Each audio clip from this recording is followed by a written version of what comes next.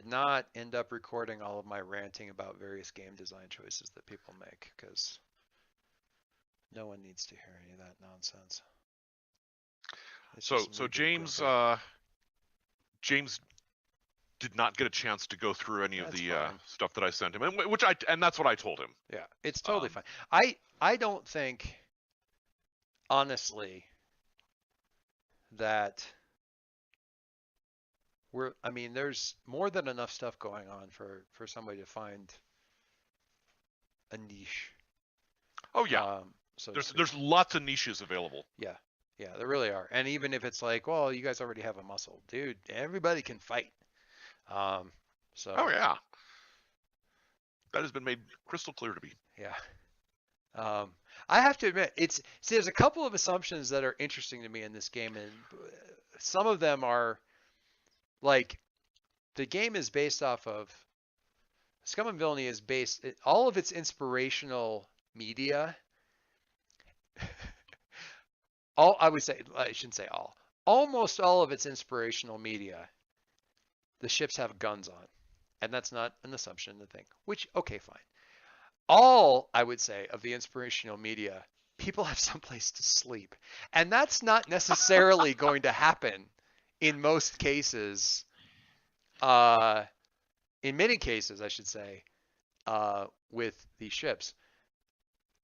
Yeah, and I'm not saying there's no place to sleep, but there's certainly not private quarters. That's how I'm kind of interpreting it. You want to go So back. You want to go back into the storage closet that also has fold down cots that are 3 high. We've got those. Private? No. Make sure you invest in Bluetooth sound canceling headphones because, You mean like your ship back in what the Star was Wars game, yeah, I was gonna say, what was the most recent Star Wars cramped, animation? cramped, and no privacy. Rebels Rebels, or Rebels. or the one that's currently running, Previous one. Resistance. Oh, I haven't seen Resistance. Is it Where actually out? everybody has the beautiful, Oh room with a yeah, Oh bunk yeah, that and was Rebels. that space was and a Rebels. door and Yeah. Well, even Firefly, for all it being very Yeah. space conscious, everybody had their own little they like at thing. least didn't Hell, look like a normal room. Kaylee You had know, Kaylee you had had to kind of slide into them. Kaylee had 2 places to sleep because she had her own place, and then she had the cot, the hammock, and the stuff back in the engine room. Mm-hmm. Which honestly, yeah, in these things, is you could very easily end up with the engineer is just got a hammock in the back by the So engine. At least it's warm. I will point out though, Yeah. Cowboy Bebop, you never see anyone sleeping That's anywhere except for the couch. that's true. It's true. That's true. And in Yeah. Farscape, they sleep in prison cells. Yes. See, and there's a joke in there. And that ship is supposed to be huge. So I was listening. I was listening to. I was watching or really listening to this actual play that's up on YouTube. That's one of the authors, and they actually made the joke. It's like if you have smuggling space on the ship already, and your hull rating goes up to a 3 or higher, that smuggling space automatically gets life support so that you can smuggle people. And they were like, well, we don't need crew quarters. We're just going to hang up some LED like Christmas lights and stuff in the smuggling chambers, and we'll sleep down there because there's life support. We'll just throw some pillows down there and some mood lighting, and we'll sleep in the smuggling bins. It'll be great. Remember those jokes about dumping the cargo? Maybe you don't want to be sleeping in the secret. Probably don't want to be. Anyway, well, I don't know. I didn't catch the name of the person who did the coding and stuff for the character sheets and the roles and stuff for this, but Strauss mentioned them in the thing. But this is official character sheet and role stuff from the from somebody who actually did the work on designing the thing all nice and pretty. Ooh, pretty. And it even has, as you'll see here, very, very pretty little role templates and stuff too. I mean, that's pretty. I don't care who you are. That's pretty. So there's some lovely coding there going into the background. So at least we'll have pretty stuff to look at. If you look at the character sheets, I did up like obviously not all this stuff's gonna stick, but I did the ships, kind of blank versions of all three of the ships and blank versions of all the character playbooks, and not worried about any of that, and all the other kind of stuff, so we can kind of sort this thing out. I don't. There's so much to do. I suppose I should probably pick up one of these little sheets that says Step 0, choose a ship and a crew. So we should probably talk about that because we've had conflicting from the same people. We've had lots of different thoughts. Everything looks good. I think we can all agree that almost everything looks tasty. Yeah. Let's clear out of there. We'll put it on the whiteboard in big print. Jeez. Yes, everybody is willing to run any of the character types or any of the ships because it all sounds fun. Yes. Let that be stated. Which sounds funner. Yeah. This game cannot have any mystics. A mystic killed my whole family. Really. I will say there are a couple of playbooks that I am a little like. I'm like, that doesn't sound great. So. Well, yeah, if you got playbooks, but I mean, as far as the ships go, which is where we kind of had to start off with. Oh yeah. The ships are all. I have preferences. I mean, I have preferences, but there isn't anything in here that I couldn't look at and go, oh yeah, I can make that work. That would be totally cool. Can I actually start off with another comment? What's that? Which is I haven't read anything. That's fine. So in currently under the influence of narcotics, so take that as you will. This should be exciting. Now you're supposed to start with the ship, but then they put. I'm going to go back into grouse mode for just a second. You must start with the ship and the crew, but the characters are presented before the ship and the crew, in the book, which is crazy. Anyway, actually, I'll throw out my grouse. I would love to have had the sector background information up front, because there are so many references within the characters and the ships and the abilities and the this and the that to background stuff. Speaking as a training designer, literally an instructional designer, you need to mention stuff more. You need to explain stuff more than once if it's a new concept. I read about potency, potency keeps getting you can do this thing with potency. I'm like, okay, what the hell is potency? I finally managed to track it down under actions in the, I managed to track it down in the index under actions. Then I go to potency. It is explained once on page 28 and then never explained again. Well, because once you know it, you're good, right? And it's explained in context, sort of. It's just a thing. And yeah, you could stand to have it show up in some more explanations or something like that. Anyway, all right. So your ship. So we're going to back this up a little bit and mention that since this is based off of Blades in the Dark, and that this grew out of a Blades in the Dark hack, the guy makes Stress makes no bones about that. It is definitely based off the starting philosophy of Blades in the Dark, which is that you start with what kind of crew are you? In the criminal crew sense of the word. So starting with that concept, this thing starts with what kind of ship are you in, and then therefore what kind of crew.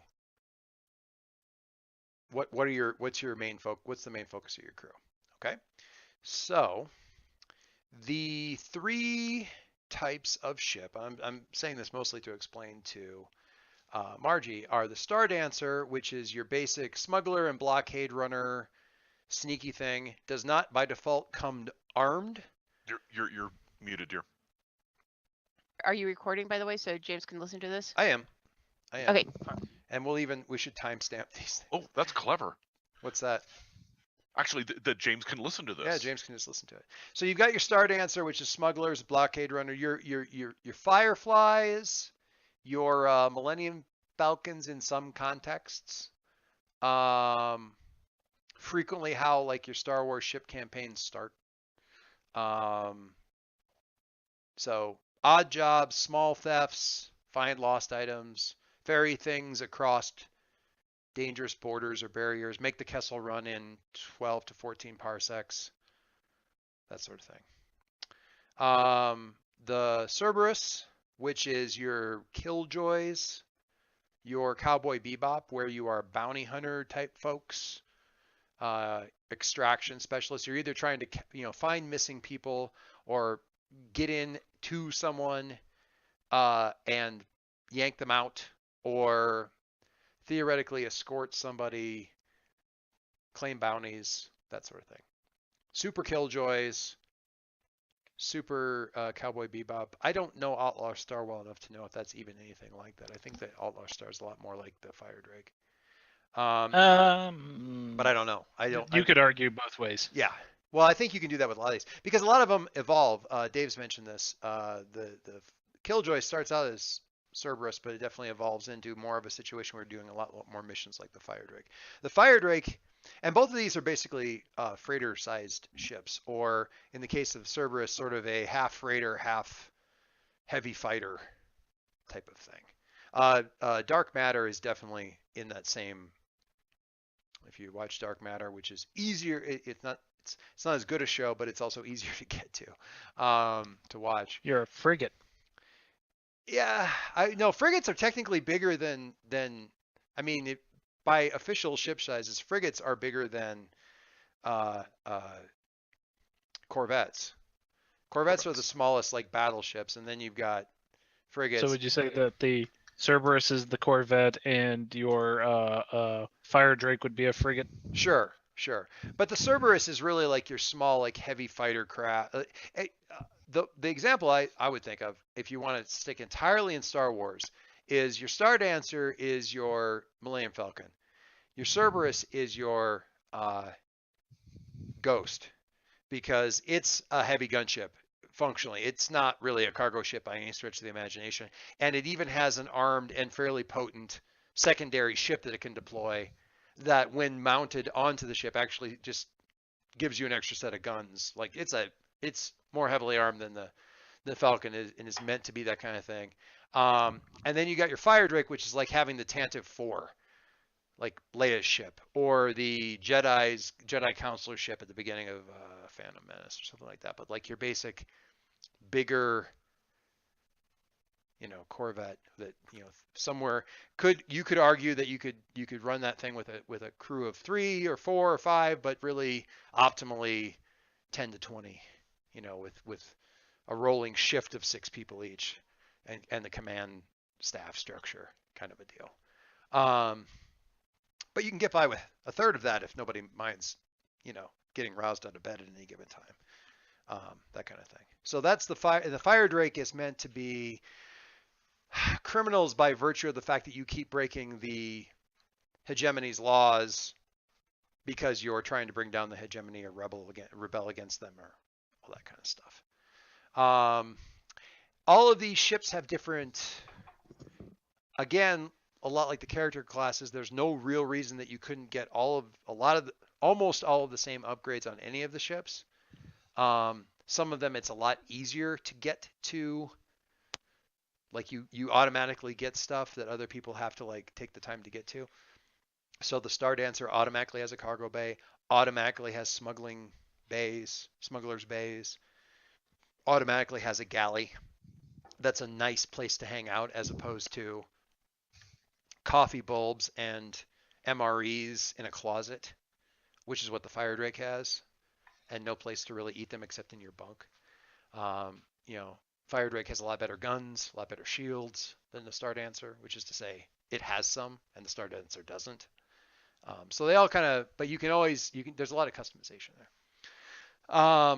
Once you figure out kind of the sheet, and that isn't to say you can't be a Star Dancer who's doing rebellion stuff, that you can't be a Star Dancer crew who's having to do a bounty hunter thing, or a Fire Drake who's doing some smuggling, whatever. They can all, it's just that you're kind of picking, these are the kinds of jobs that we're going to primarily focus on, and that may evolve over time. Primary mission set. Well, you think about it like Killjoys, and what you're going to get XP out of. Yeah, you think about additional XP out of.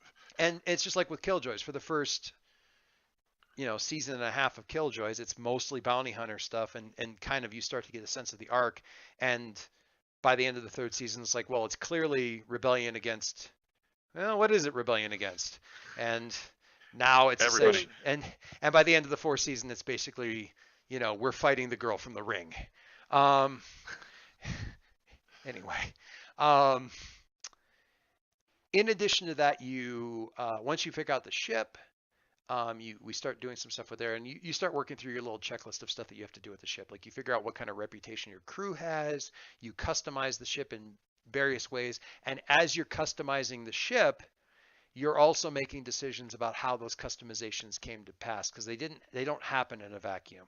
You paid for them, and thus won't have any cred kind of in your pockets when you start out, or you owe somebody, or you paid somebody and you still kind of owe them, so they like you a lot, or you stole it from somebody and they don't like you at all and they're hunting for you because you stole the ship from them in the first place.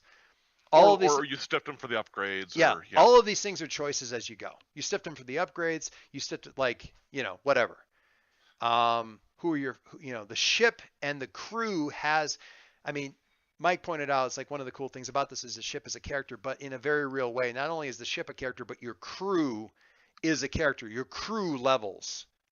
And when your crew gets better, collectively, there's certain assumptions to be made about your own gear, just categorically, that you're sort of taking on missions and stuff like that. You're going to have less crappy stuff as your tier goes up and that sort of thing. The quality of the crew goes up and things like that.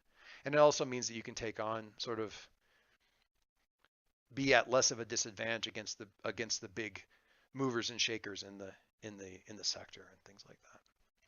So everything, if you're starting out here and you're like, your crew is like a tier 1 crew, which is pretty typical, and you're dealing with a crime syndicate that's like sort of a rating of 4, you kind of want to avoid them, or you're going to have to do a whole lot of heavy lifting to even have a chance of kind of affecting them. And you don't want them pointed your direction because it's going to be bad. Or you do because it's exciting. Yay. Questions about that stuff so far?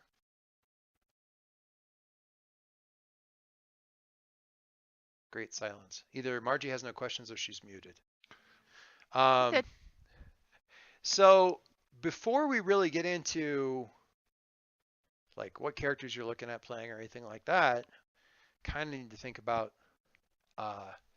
what ships, or what the ship is. And I didn't hear, I will say, most of what the talk seemed to be, and I think the poll was kind of pointed at the slightly, well, it was pretty, maybe I'm misremembering this, but it was pretty much between the Star Dancer and the Fire Drake as far as that went.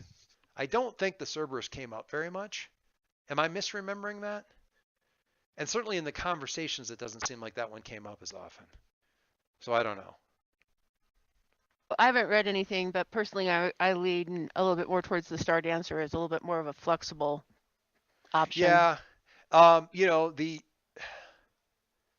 feel like that ship has more like flexibility it all has flexibility. That ship has more, and you know what? Let's take a look at something here because I want to point this out. Let me see if I can find, I don't know how good. While you're looking it up, Joyce, looking at the poll, it was 2/3 Star Dancer versus Fire Drake with nobody voting for Cerberus, and then there was discussion about, in discussion, kind of Cerberus stuff came up as, maybe that could be kind of interesting too. I don't know if I call it 2/3 because I voted by accident, but that's neither here nor there. I think it was like 3 and 2. It's still an election. We're still stuck with the result. So whether you voted by accident or not. Anyway, this is not going to give me the sheet I want. So let me take a, is it going to give me a screenshot I can grab? Yeah, well, Okay. So I'm just gonna do. Let me just get a screenshot here that I can kind of.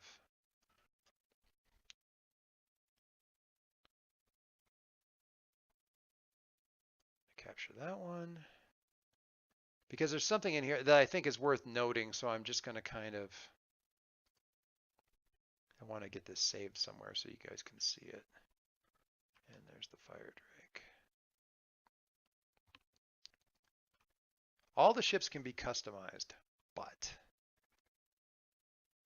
save that. And save that. And we'll save that. All right. And then I'm going to get back over here onto the, all right.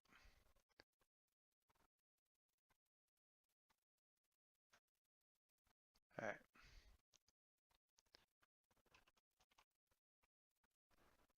So this is sort of like the baseline stuff when you're first starting out with one of the ships. And the reason I'm pulling these up here is it kind of shows you like what your rating is, and these should be considered stats that actually get rolled on at times with your character. So without you doing anything to your star dancer on the side, you have an engine rating of 1. You have a hull of 2, and no rating in. You have a 0 in comms and a 0 in weapons. And you look at the other ones, you can kind of see like, and the second number is how high it can be. Okay, so for example, both the Star Dancer and the Cerberus can beef their engines up to 4, and they can, well, I should say it. So theoretically, the top end for the Star Dancer can get their engines up to 4. They can get their hull up to 4 if they want to. They can get their comms up to 3, and their weapons only up to 2. Not all ships can create it equal. The Cerberus can get their comms up to 4, which is better.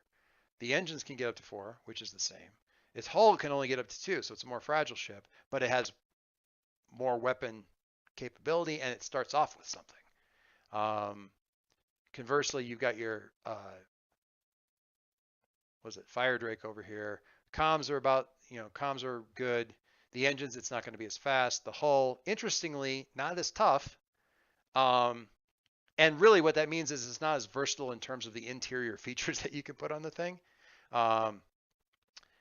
And weapons, and it starts out with even better weapons, and it has available basically the Yamato like spine cannon as a possible like available upgrade, which is actually listed in the book as super illegal. Yep. Really super illegal or something like that.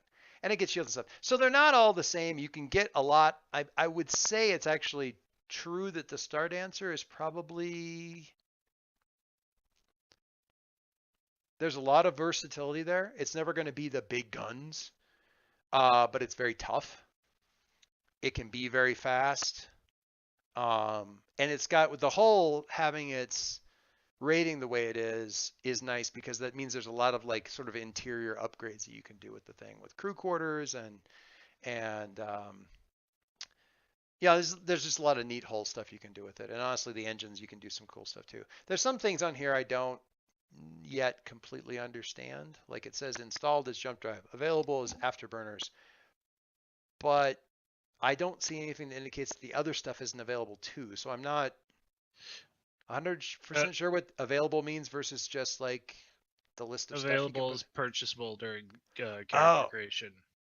So, but weapons aren't available? Because I know weapons are available. I've seen people put weapons on this ship during character creation. Might just be recommended. I don't know. I haven't been 100% clear on what available means versus, and again, grumble. Can't find what that means. So I'm not seeing an indication of what that is. So I don't know. And I'm not in the point where I'm ready to start asking a bunch of questions. And I'm a little bit like, well, I'm not going to get in the habit of asking questions on G+ because that's going to be gone soon. So why should I don't want to make that my go-to resource for this thing. Anyway, so that's kind of how that stuff. You'll notice the crew context. The crew itself comes with like certain default context and things like that. And there's a whole bunch of other stuff that comes along as you go. So there you are. There you have it. Thoughts? More thoughts? I still like the start answer. If you like the start answer, I mean, I don't think it's wrong to say it's a versatile ship. So I think to me, I'll be less crunchy about it. I think the question is more what kind of story right. we're looking for, rather than what's the optimal ship platform to min-max, because then I'd bring in Margie and ask her to weigh in on that. Well, and to be fair, I am always going to be the guy who breaks that direction early on until I get my head out of my own stats, because I come from many generations of playing BattleTech competitively against other people in college and liking it and longing for it and missing it intensely. So when I see stats on vehicles with guns on them, I get very interested in comparing them. It's a sickness. I need help. So Mike had said start answer. Margie had, I think, leaned towards start answer. But and to Dave's point, is that the kind of stories that we're initially starting off with? Excuse me. Acknowledging the fact that we can end up anywhere. You know, once you start playing, if you decide that guy needs to go down and that guy happens to be, you know, central governmental / corporate figure with syndicate ties, that's going to indicate a lot about the game. So it's really about where we're starting. And I'm fine with that. I'm 100% behind where you guys are headed with that. Bill, you've been very quiet. That's true. Dude, are you feeling any better, by the way? I've still got a bad headache. My ears still have the sharp pain in them, so I'm probably going to go back to urgent care sometime tomorrow and see what's up. Oh, and you don't find my voice soothing and numbing and calming with all of my gesticulation and shouting? I'll try to talk more lovely. Like the start answer is fine with me. Okay. I mean, it comes right down to it. The characters are going to have a lot of indication there. And if you're in the mood to shoot stuff or not shoot stuff, the options are certainly going to be there. Am I hearing start answer? Is that where we want to go with this thing? Sure. It sounds like a good direction.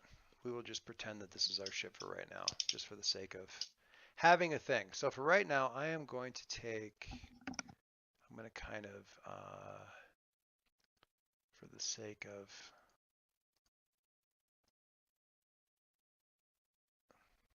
did that work? Yeah, it did. For the sake of cleaning up our list of character sheets and stuff over here, I'm going to kind of archive the Cerberus and the Fire Drake so that they're kind of out of the way and simplify things a little bit there. Okay, so we have our little start answer thing up here. I will eventually get to it. And you guys should all be able to see this thing where you can click on the character sheet part and you'll see that it's, don't click on the tab up there because it changes fundamentally what the actual character does, like what the actual sheet, what the sheet shows. So right now we're in ship mode. This is quite a character sheet. This is some ridiculous amount of code that went into this thing, honestly. Okay, let's get back over here to the actual. Hey. What? Oh, I was just like, huh. The crew quality is already at 3. That shouldn't be there. I don't think it's at 3. I think it's 3 blanks. It can go up to 3. No, it was at 3. I hit the X and it Oh, Clear it up. did it fill in? Interesting. Yeah. A little bit of a weirdness there. I don't know what the little X indicates. I don't know anything about that. All right, so we're gonna... It's clear it out to 0. Oh, I see. That's handy. All right, Yep. so we have a ship.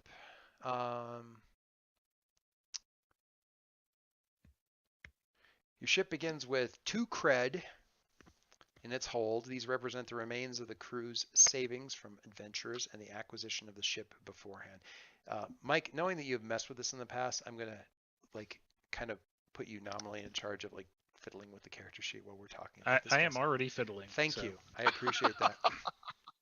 Those represent the remains of the crew savings from adventures and the acquisition of the ship beforehand. You will likely use them up during crew creation, but if not, it's useful to know that you have it. Your crew has just formed and acquired a ship. Given this group of characters and their previous escapades, what initial reputation would you have among the factions of the sector? Choose one from the list or create your own. And the ones that they give you here are ambitious, brutal, daring, honorable, professional, savvy, strange, and subtle. And obviously, you know, there are many, many other adjectives out there in the universe, so things that grab you are entirely up to you. Thoughts? So in the initial poll that was done, 100% of the respondents chose strange and 80% chose honorable, and then it was all 1s and 2s after that. Actually, all 1s or 0s after that. What I'm sorry, catch me up, Dave, because Kelly just came out and was saying something to me. Everybody said strange, and 4 out of 5 said honorable. We're a bunch of space weirdos. Why did I think? And I'm fine with that. For some reason, I thought there were like 2 reputations. Am I getting this wrong? Skeeks. I think we were allowed to vote on 3 in the poll. No. That's not one reputation you have. That's not what I'm. Is that right? I was about to say we can just mash them up. No. They say we can make our own. Right, but I'm just saying. I'm thinking to my. I feel like there was. You can gain more as the game goes on. I had this thing. I need to go back and look and see what the heck Lowell was doing in that one actual play, because I feel like he wrote down 2 different ones. So it just says 1 reputation in the right, which is initial reputation in the creation. Yeah. So the reputation isn't with a specific faction. It's just a general reputation. This is what they think. What people in general, if they think about you, if somebody has actually heard of you and they're like, hey, what's with the deal with the crew of those guys, the crew of that ship, and they're like, oh, those guys are weird, or they're just a little strange. They're brutal. Yeah, they're brutal, and it's just generally you have relationships with factions as well, but they don't contradict, but simply augment this sort of core thing. And mechanically, it does some stuff. You earn XP when you bolster your ship's reputation. So think of it as another sort of role-playing cue to indicate what sort of actions you want in the game. So if your reputation is strange, then doing things that, acting like the crew of Moya in season 4 is how you earn XP. Or give me a headache because they're on a permanent acid trip during that entire season. Anyway, and you guys had said strange and what was the other one? Honorable was the other one that got a lot of votes. Sure. Everybody voted for strange. That's interesting. It's fun, and I'm down with it. So if you guys, or if you can think of another cool, I will admit that when I was doing it, I thought it was for what kind of character reputation as opposed to ship reputation. I see. But I'm willing to go with it as a ship reputation. So I mean, I kind of like what it implies about the crew being a little bit wacky. I don't want to say wacky hijinks, but being a little bit viewed as a bit off plumb. Yeah, off kilter. Yeah, a little bit off kilter, a little bit too Sigma. And if we go the route 3, if we go the route of like somebody, it might have been Mike suggesting like the ship's name is actually the Menagerie. That I'll it doesn't. No, that was my suggestion. Oh, it was always my suggestion. Was it Dave's? But yeah, I mean, it certainly the bubble off plum kind of thing. Yeah. blaster doesn't have a full pack, if you know what I'm saying. What I like about it is it doesn't imply, the direction or the type. It's just that, when people talk about it, there's just something strange about that group. Yeah. All right.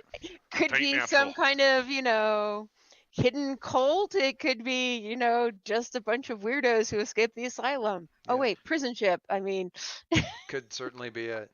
Go ahead. As the quote I will always go to from Farscape. Did you send him the signal that tells him that we're weak and pathetic? I already did that, and it didn't work. I like it. All right. Each ship starts with several pre-selected ship systems that reflect its focus. For example, the Star Dancer starts with a bigger hull to help carry cargo, both legal and illegal.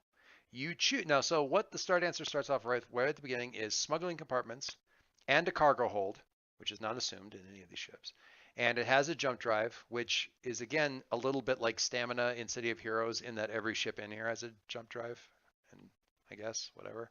And it also has a ship upgrade of a galley, which means, well, it's nice as it stands because it's got a galley. Boom, done. In addition to that, there's actually like a special move you can do, which we'll talk about later, that actually ties in. And you can't take that special ability on any of the ships unless you have a galley. And because vices are a thing, you can reduce some of your stress by indulging in your vices, and you can actually the ship can provide an additional vice that you otherwise do not have access to, called home cooking. Nice. And yeah, you can indulge in home cooking, and that can actually meet which is obviously a huge shout out to Firefly, that kind of thing. Not to be confused with homebrew. Yeah, which is certainly I think nobody could really argue that the Killjoys didn't double down on drinking being a vice for just about everybody. And if they needed a second one, it was like sex, but mostly drinking and sex. And beating people and gratuitous violence. Yeah, I'm not sure if that's actually a vice you can need. So anyway, the oh yeah, yeah, it is. Yeah, Star Dancer's got jump drive, smuggling compartments, cargo hold, and the galley. I don't see did I need to scroll to see the galley on here? It's down. Yeah, it is down the below. auxiliary. It's down the ship crew and ship upgrades. Okay. All right. You choose. So first of all, how can I explain this?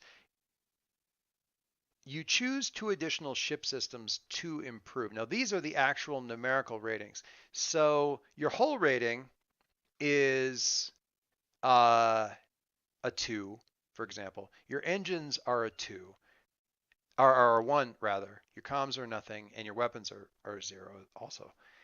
That is both a numeric rating of that quality that your ship has. It's also a throttle on the upgrades you can get. So as it stands, as it stands right now, there are no upgrades you could add to the ship in terms of like actual things like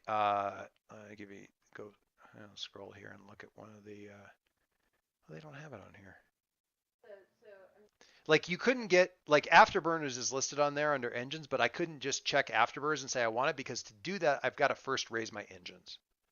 You need to make room for there to be a second upgrade. Does that make sense? We need to divert additional power. Yeah. If you want a weapon on the ship, you need to get a weapon rating of at least 1 on there, so you can put one weapon on there. That kind of thing. Same thing for comms, all that kind of stuff. And somebody made a joke about the car with the license plates that flip. That's your fake transponder thing, which is obviously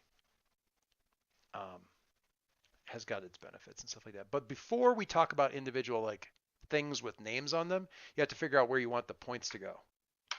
Whether it's hull, or you want it to make it faster, so engines, or you know that there's a cool thing under comms that you want to look at, so you want to raise the comms or the weapons or whatever.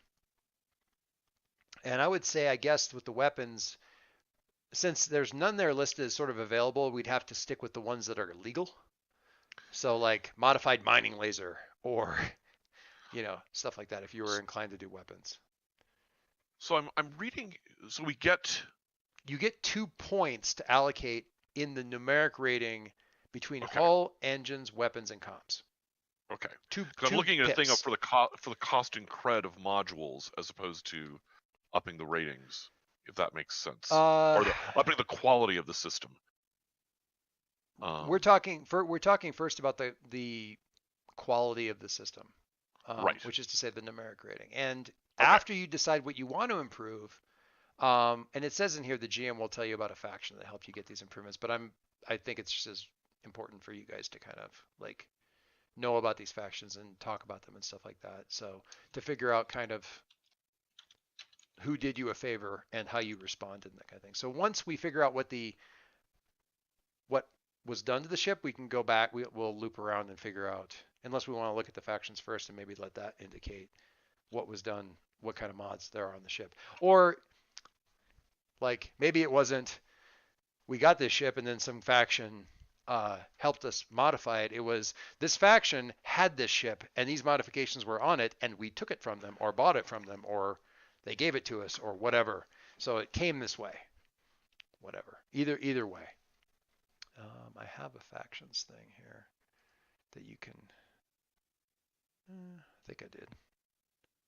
Yeah, I did. Put it somewhere. I'll make it bigger. Way bigger? Is that big enough to actually read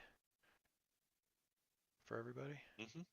And there's stuff in the book where you can like look up what all of them are. There's criminal syndicates. The hegemony is the governmental stuff. And if you're going weird, there's all these weird dudes. Cults on the side of various kinds. The Mendicants are not a cult. Yeah, which ones are they? I'm not. They're the space doctors. Oh yeah. Traveling space doctors. I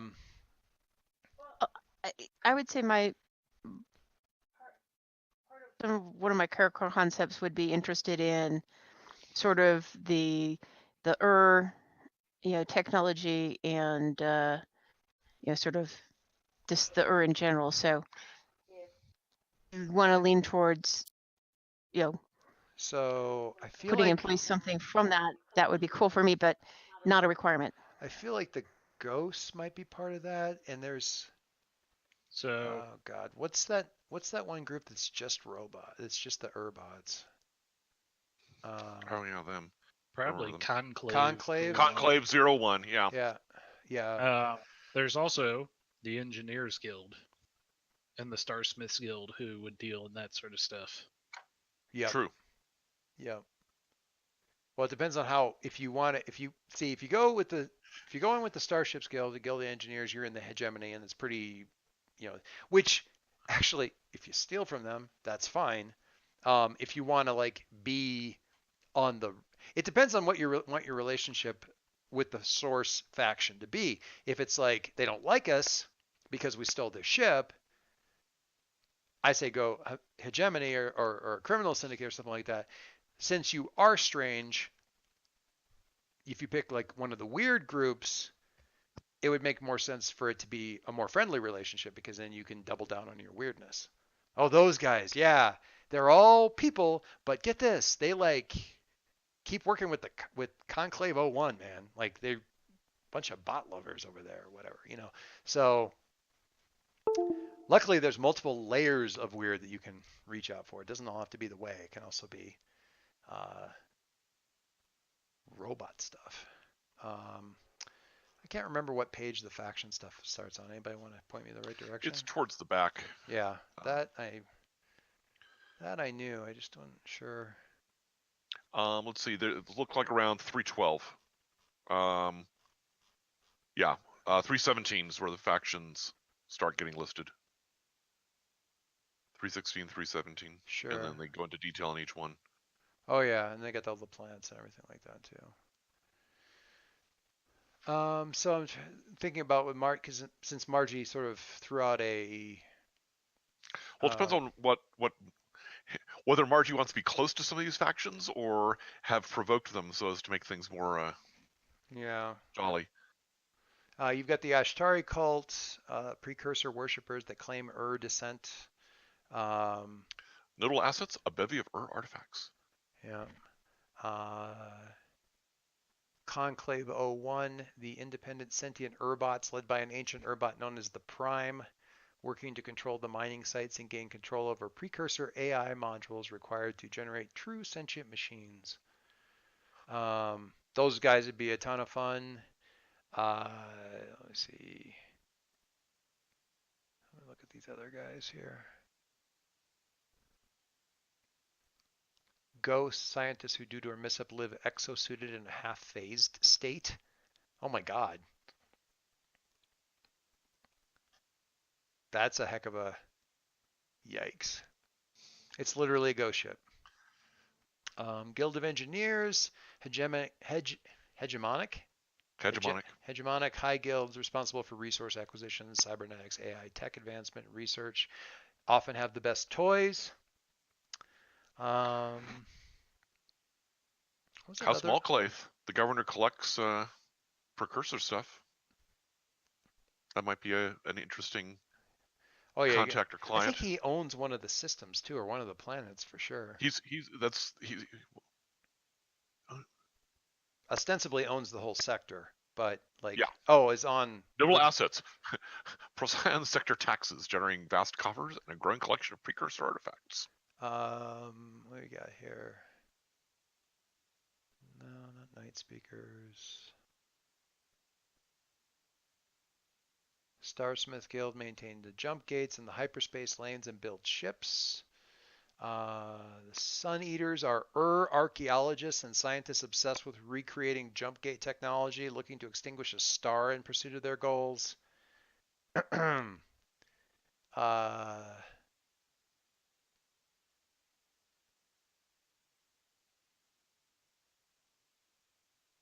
Scavengers and thieves with a few brilliant hackers who incite factions to fight so they can pick up the battlefields clean later.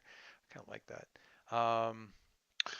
Mendicants are the mendicants are the they actually use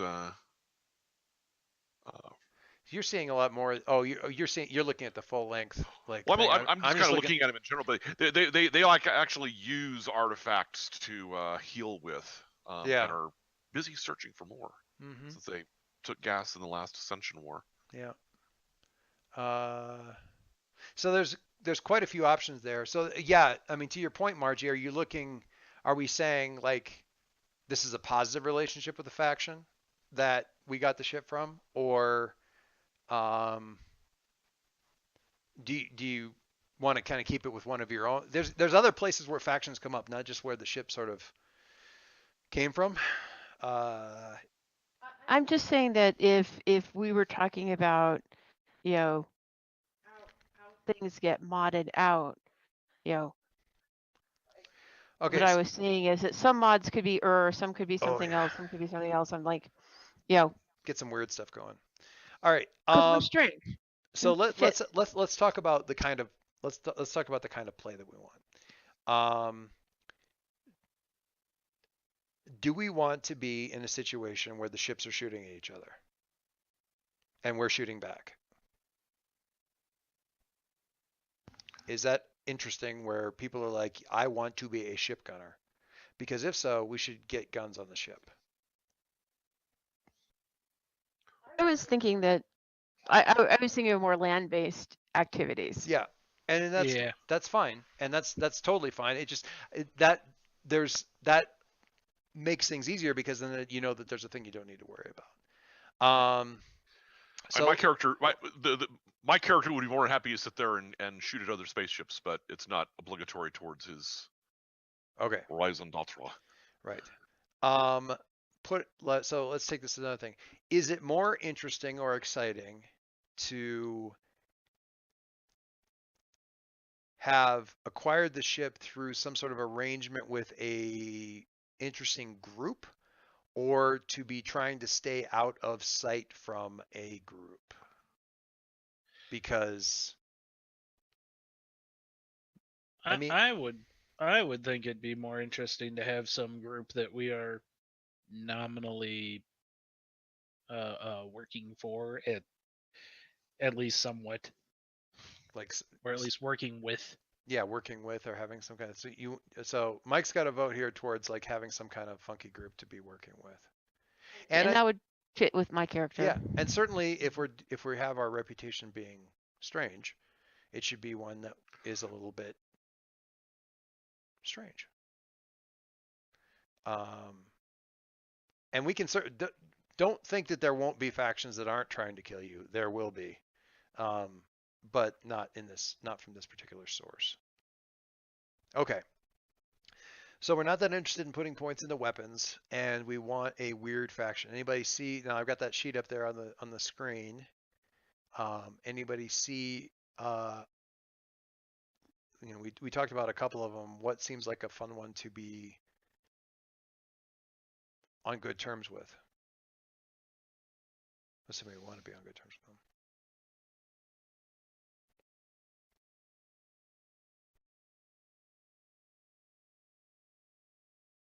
Well, Margie had said artifacts, and it sounds like the Sun Eaters are collecting those.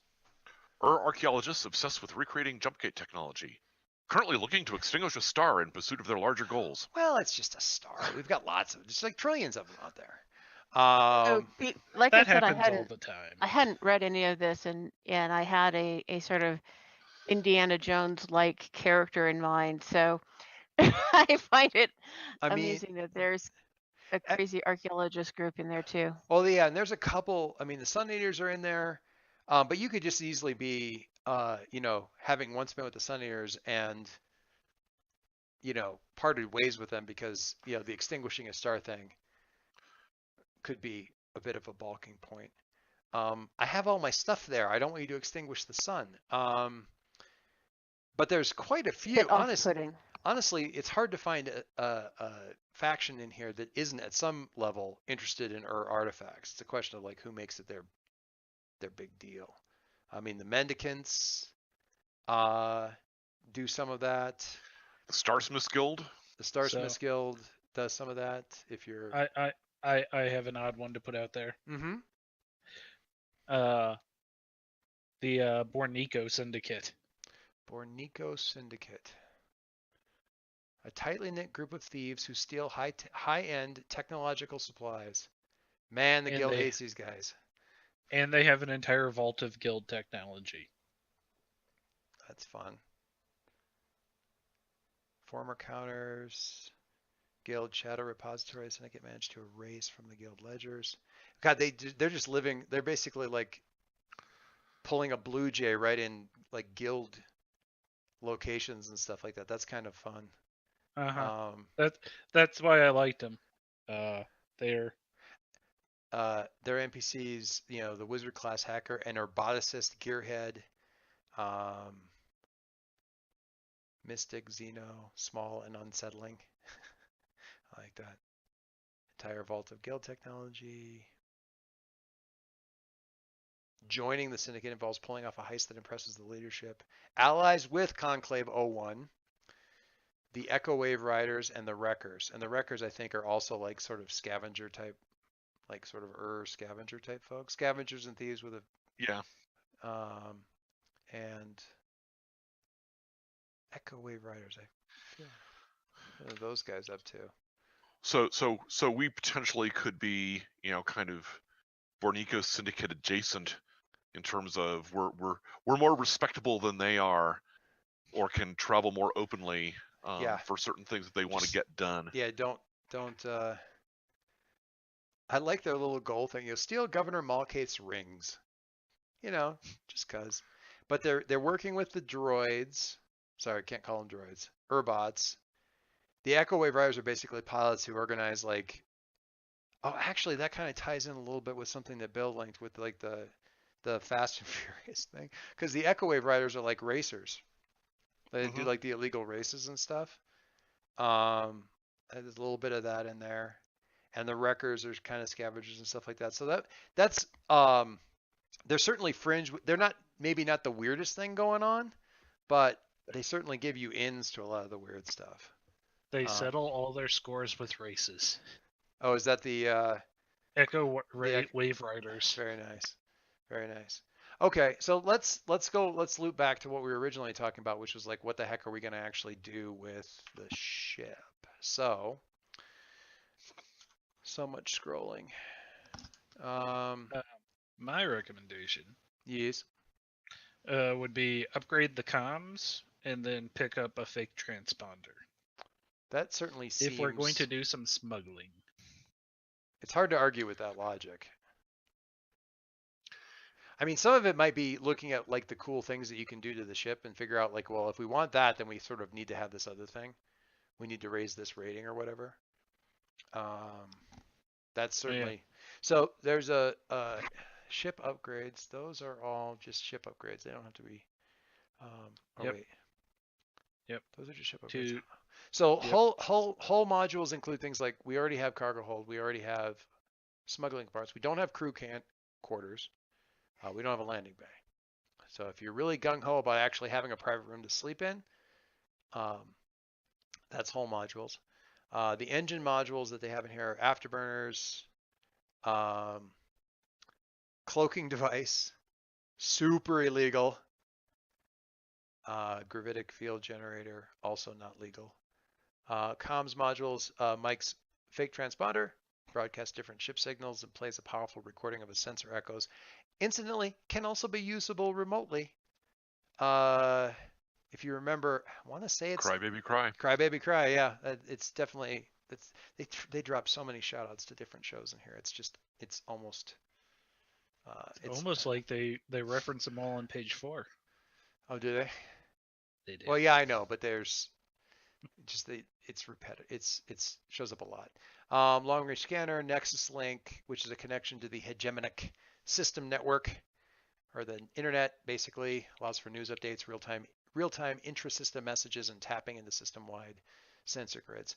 There'll still be some version of connection out there for non-real-time messaging and stuff like that, because I don't want you guys to be in a damn oubliette of communications whenever you're not at a planet. But if you want... I kind of see it as like, if you have that, you're connected to everything. If you're not, you're connected to like your closest star base, sort of thing. You're tight beaming stuff back and forth. Targeting computer, which is letting the ship shoot for you, things like that. Where's the fun in that? So we got a fake transponder as a potential vote there. Anybody else have thoughts about? I think that's a good thing to have. Yeah. That sounds okay. So that's that. So that gives. So before we actually get into the actual transponder thing, at least clipping or what did I do? Oh, there it is. Raising the comms by 1. And what's the other point going to go into? It doesn't sound like weapons. So hull or engines? Do we want crew quarters? Do you want to be comfy? I mean, I think that's aspirational. Yeah, that goes with motivation. That's what you get after a big haul. It's like finally put some soundproof partitions into part of the cargo bay and recover some of the cargo bay to put in crew quarters. I'm just thinking curtains, but okay. You're really starting. Right now, it's just like this is where my wall. It's like a Les Nessman. These are where the walls are gonna be, kind of a thing. Just tape on the floor. You have to knock before you come into my taped-in box where my hammock is hanging. So I will say this: if we add to hull, we're at even if we don't put anything into hull, you get to smuggle people. We get to smuggle people, and that's more HP for our ship. It's hard to argue with more HP.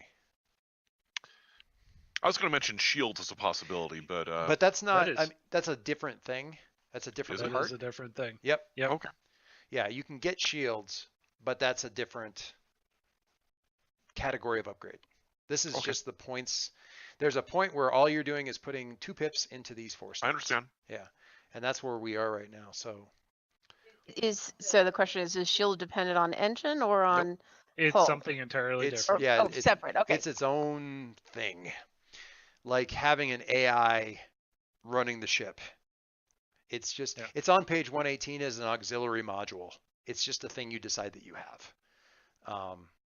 You have to obviously, It costs 2 upgrades though. Yep. Shields are important. Yeah, shields are super, super good, but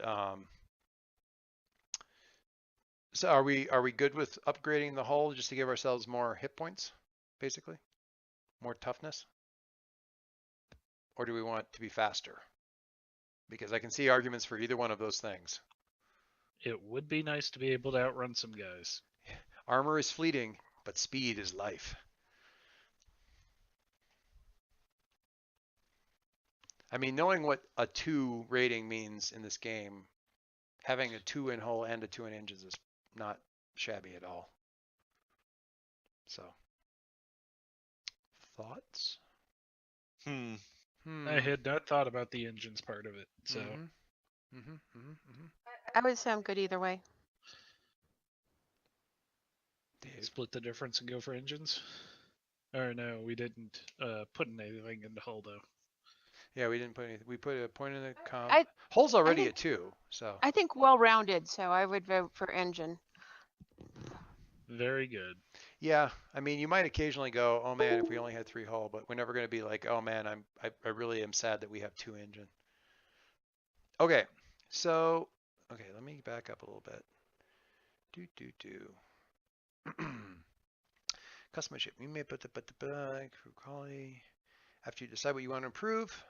So we're now looking at the Bernico Syndicate. They did you a favor,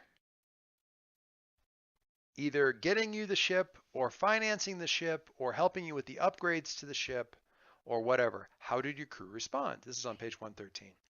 Pay them off, give them 1 cred in exchange for a job well done. No strings attached. You don't owe them anything. Owe them 1. Promise them you'll return the favor down the line when they ask and get +1 status with them. If you choose crew quality, you have to take this option, which we did not do. But you don't have to actually shell out any money for this at this point, which will come up later when we do other upgrades. But you'll be, and honestly, that doesn't sound like a bad option since you guys kind of want to have potentially a relationship with these guys. And like you owe them, they're going to ask you for something later, but you also get a +1 status with them, which is essentially your rep with them. Or finally, stiff them. You don't need to pay a faction that doesn't demand payment up front. Take -1 status with that faction. So I say we should owe them 1, just because I want that sweet status. That sounds good. Certainly sounds good to me. I think, and I'm sure they'll never ask us to do anything embarrassing in return. Yeah, I think actually, Mike, if you click on the gear up in the top right, there's a place where you can like click on add contacts and just like. Those are for the contacts, like the friends, not for. Oh, not these guys. You have. Nope, but that's what your systems and factions sheet is for. Okay. So you just put this in the notes then? Is there a place to put this? No, there is a place to put this. Okay. I will let you do that because I don't know where it goes. Which is fine. Status 1. Status 1. All right. And they are tier 3? 3. Tier 3. Choose one of the special abilities listed on your ship. If you can't decide which one to pick, you can always just go with the first one on the list. It's placed there as a good default choice. It's important to pick a special ability that everyone is excited about. You can get more special abilities in the future by earning crew XP. Just like picking your ship type, origin, and systems, choosing a special ability is another chance to focus the game. Instead of playing a generic ship crewed by scoundrels, you end up with a Star Dancer and a crew of ambitious smugglers who salvaged the ship after a previous crew went missing. They stiffed the gang when they upgraded the hull and weapons of the ship and are known for their getaway ability. Blah, blah, blah. So special abilities for the Star Dancer include the getaway, which gives you, basically you're treated as like sort of 1 tier better when you're running away. Or, actually this is interesting. You gain potency when you scramble or helm to avoid capture or run a blockade. And if I'm not mistaken, this applies whether you're in a ship or not. Correct. Yes, which means that you as a crew are just good at dodging through blockades and watch points and running away from stuff. Or good at scrambling. Yeah, it's not. Yeah, it isn't just a ship ability. It's a crew ability. Millennium Falcon going through the asteroid field. It's Millennium Falcon, but it's also Han and Chewie running away from stormtroopers on Mos Eisley. Or on the Death Star. Yeah, you get bonuses to getting away all the time. Cargo Eye, your crew gains +1 cred for any smuggling or delivery jobs. Whenever you gather info, you can always ask, what's the most valuable thing here? Which gives you like a bonus question to ask. Field repair, wait, a beep, I'm guessing that was Bill? Concordaken? Concordaken? This is an E1. I don't have a special preference here as far as special abilities go. Okay. I was kind of fine with the haul. I'm kind of interested in seeing just kind of where most people want to go with this, because the thing is that I haven't seen like a lot of the shows that y'all are referencing. Oh, okay. And this is also just a lot of mechanical complexity to decide on before we even know what the characters are good at. And this so is very true. I'm kind of leaning on Mike in particular, and y'all with like character ideas. You're not the only one to kind of take that, and run with it. Yeah. I will say this. So the important things are the getaway, really good at running away. Cargo Eye, get more money. Yep. Field repairs, better at fixing your own crap. Yep. Leverage, whether that's the ship or just any crap that you need to fix. Yeah, I mean, the purpose of if each special ability is obvious. Yeah. What isn't obvious is which special ability will naturally become the most useful, or the most, appear the most often, given how we might hypothetically end up playing, which I don't know yet. Well, and so to be fair, I think this is kind of like the first run at a board game where we don't quite know what to do yet. We're all playing. I don't want to make Dave just log out right now, but we're all playing Settlers of Catan for the first time, and then you want to play again because. Oh, that's fine. But then my default choice would be the first one, like the rules say, right? Which is the getaway, which always sounds like it's going to be useful sooner or later. Right. It sounds like it's going to be useful sooner or later. Yeah. Alternately, we can always just go with, oh, that sounds fun, and kind of say, okay, GM, make it useful.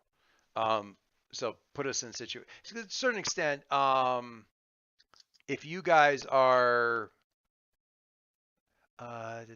well, see, just passing through is kind of that seems like something that's more useful here. But if you guys are, yeah, the further down we go, the more useful they're going to be later on. In specifically, yeah, home cooking is like cool, but we don't even know how vices work yet.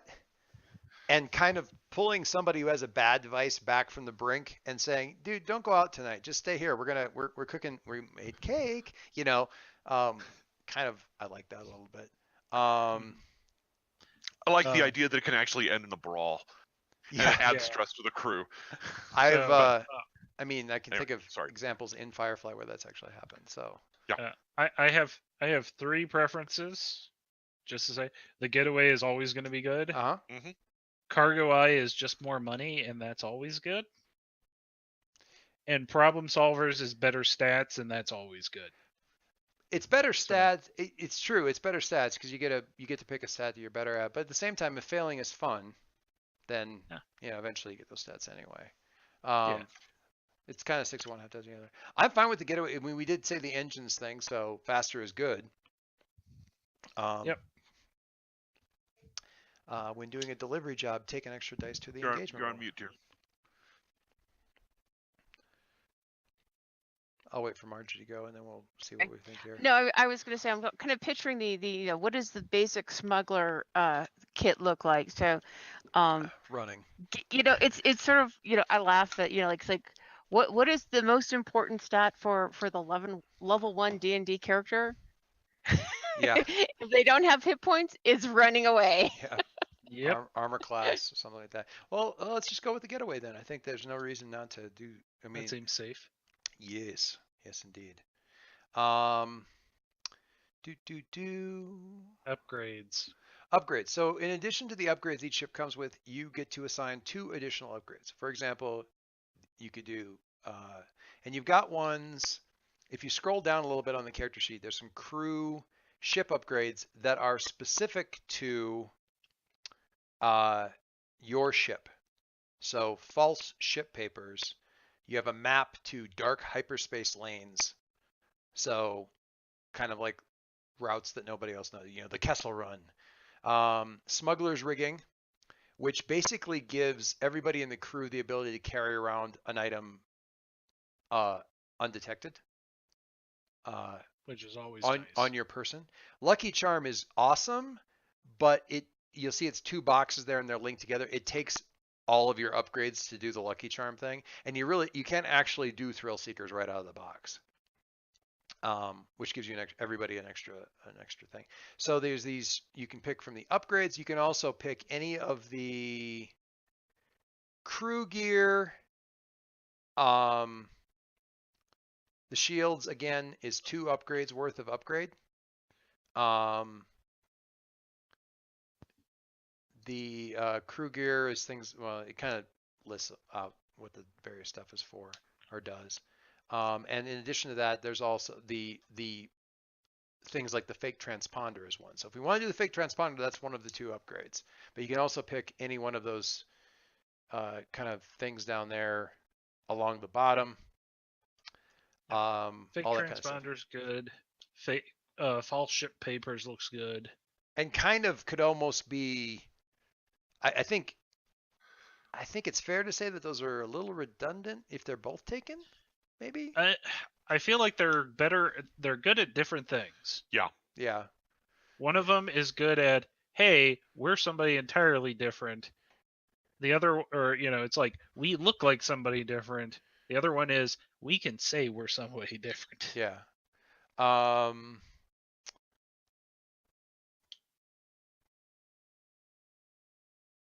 And it's worth noting, and Mike has mentioned this a couple times, that these things, if you're playing somebody's like a mechanic or something like that, there's no reason some of these things can't be like a long-term project where you're just saying, I'm working on this, and on your downtime stuff with sessions and stuff like that, so to be working to take this salvaged shield stuff and try to get a shield generator going on the ship and things like that. It doesn't have to be a level up that gets you the thing. It doesn't have to be spending credit on it. It can just be your own skill and stubbornness and patience getting you a thing. Mm-hmm. I will also say, as important as everything else has sounded, Land Rover for ground travel, not bad. Yep. Yep. Having a thing you can roll definitely up. had my eye on that. Yeah, the upgrade that says we own a truck. Yeah, which is certainly nice. Can't think of. I mean, I didn't have any particular. Vault is. I'm simply going to note is a pure shout out to Dark Matter, because they have a vault with a bunch of stuff in it, and they all have amnesia, so nobody knows what the code is to get in. Actually, Vault came from Blades in the Dark. Oh, really? It's what allows you to have more money. Because at a certain point, you can't hold any more money. I see. The way they describe it in the text, it sounds like a shout out to Dark Matter. Anyway, well, by default, the most the crew can have is 4 cred. Yeah, and you can get up to like 8 or something like that, right? Yeah, I saw that 8. As well. And that would be the Vault upgrade. And the other stuff like training, if you do like training and check the prowess training, then when you decide that you want to put some XP into, or you want to use downtime to train prowess, you get 2 XP into that channel as opposed to just 1. And that's like having weights or a gym or something like that to work out, or just, one table with a couple of, you and the. We have some self-help books. Yeah, whatever. That kind of stuff. Alternately, from the Land Rover, you can also go with ground vehicles, which gives everybody a bunch of little vehicles as opposed to one big truck. But either way, that it all works. I like the idea of like parking out by the pulling in at the starport and then like driving the hauler out to pick up whatever load you've got or something like that. That's kind of that's fun. It does make bringing cargo to the ship easier. Yep. It also puts the ship into less immediate danger, which is always fun. And we are good at running away. And a great big truck means chase scenes through crowded, alien streets and stuff. What's better than a vehicle than a vehicle that you value that has no guns on it? 2 vehicles that you value that neither one of them has guns on it, says the GM. All right, so thoughts? I think Land Rover over land transport. Sure. I think having the cargo carrying capabilities for what we're doing is probably going to be more important than everybody having a motorcycle. Cool. Works for me. Mm-hmm. Are we still going are we still thinking fake transponder? Yeah. And yeah, it does serve a different purpose from the fake ship's papers, which would also not be unimportant. Well, tying into character concepts you might have floating around the back of your head. If you have somebody who's going, I am a speaker, then maybe the fake papers are the way you want to go, because you can say that was actually me doing that. Or the fake transponder, you got a hacker or a mechanic or something like that. Then maybe that's the thing that makes more sense for your particular crew.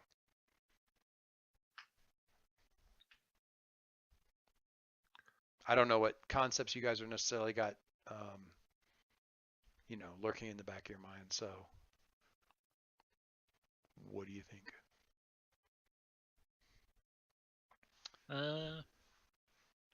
I don't mean to continually complicate things. I want to, tie it in a little bit to what you may or may not be thinking about with your various ideas. Good with the fake transponder. Okay. Because it means we can hide. Well, and the thing I like about the fake transponder is it doesn't say it's like one or two, just 2 different modes or something like that. So it's like, okay, well, we're gonna have to run this blockade. Let's make sure we run this blockade with our burner ID. The one that's only ever seen while trying to run blockades. The papers are a different kind of a thing. You're always going to have the same drive signature no matter what, unless you've got this, other thing. So the actual thing does say that the papers are a couple of different sets. Right. You can swap and between. The fake transponder, I'm assuming, does more than 2, so to speak, too. Yeah. I'm not sure where I can't find the paper. I'm not looking in the right place for the papers. It's in the crew specific upgrades. For okay. 123 is the false ship papers. 120 is the I see. Yeah. So I mean, are we anticipating trouble in mid space, or anticipating trouble like when inspectors come aboard or we land somewhere? Yeah. Well, you're going to be running, so hopefully they're not coming aboard. And this is a growth opportunity, because right now you don't have fake papers, which means you have a transponder that broadcasts several different IDs, but only one set of papers that match any of those transponders. Eventually you get to the point where like you've got, you pick up the fake papers too, so you've got like legitimate passports for all the different ship IDs, and that gets to be fun. So seems like some future planning we might want. It's good to have dreams. Yeah, it's good to have dreams. Okay. I'm going to briefly speak up in favor of the dark hyperspace lane maps. Ooh, those also seem good. The reason for that is that like the transponder kind of covers like a false identity in one sense, but also if you've got maps to an entirely uncivilized area, that just opens up like a huge range of encounters that you can go engage in. I like the papers are like many of them won't look like they're unpleasant as I'm reading the description. Well, that's true, but what I'm getting at is that the fake ship papers kind of take you away from the action, and it feels like dark hyperspace maps kind of take you toward it. And I will say this: y'all are strange. You make an excellent point here. If you guys are going to be digging around in ruins and stuff like that, dark hyperspace maps really goes into that theme. Bill makes a good point. Your GM is excited by these ideas because there's nothing like getting you lost like 18 days flight from the next nearest point of civilization. Dark hyperspace lane maps in a Land Rover then? I mean, if you're going to get lost on a planet that you've never been on before and it doesn't show up on any maps, it's good to have a truck. It helped the Space Family Robinson. Yeah. Right. Yeah. I mean, I do really like that. I just speaking up as the GM, I think that's a lot of fun. All right. Let me look at the. I just want to say which one we're talking about here. Is that also on 113? It is part of the Star Dancer kit. Oh, okay. That's why I'm not seeing it. Routes through systems that aren't officially maintained. I like that just because it is like really built into the ship itself. That's kind of fun. Uh-huh. Well, and also Sometimes it's they're that faster. one episode of Firefly. Oh yeah, out of gas. Where the ship breaks down. Yeah. Sometimes they're faster. They're always less patrolled. Often they're full of way creatures, pirates, and other scoundrels. Way creatures? What's that? Way sensitive space whales? I am there for this content.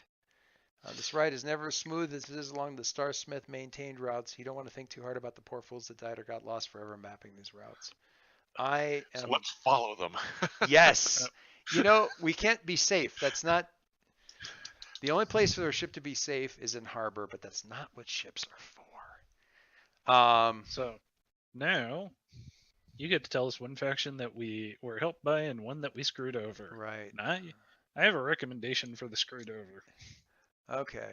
All right. Let's go to the help thing first.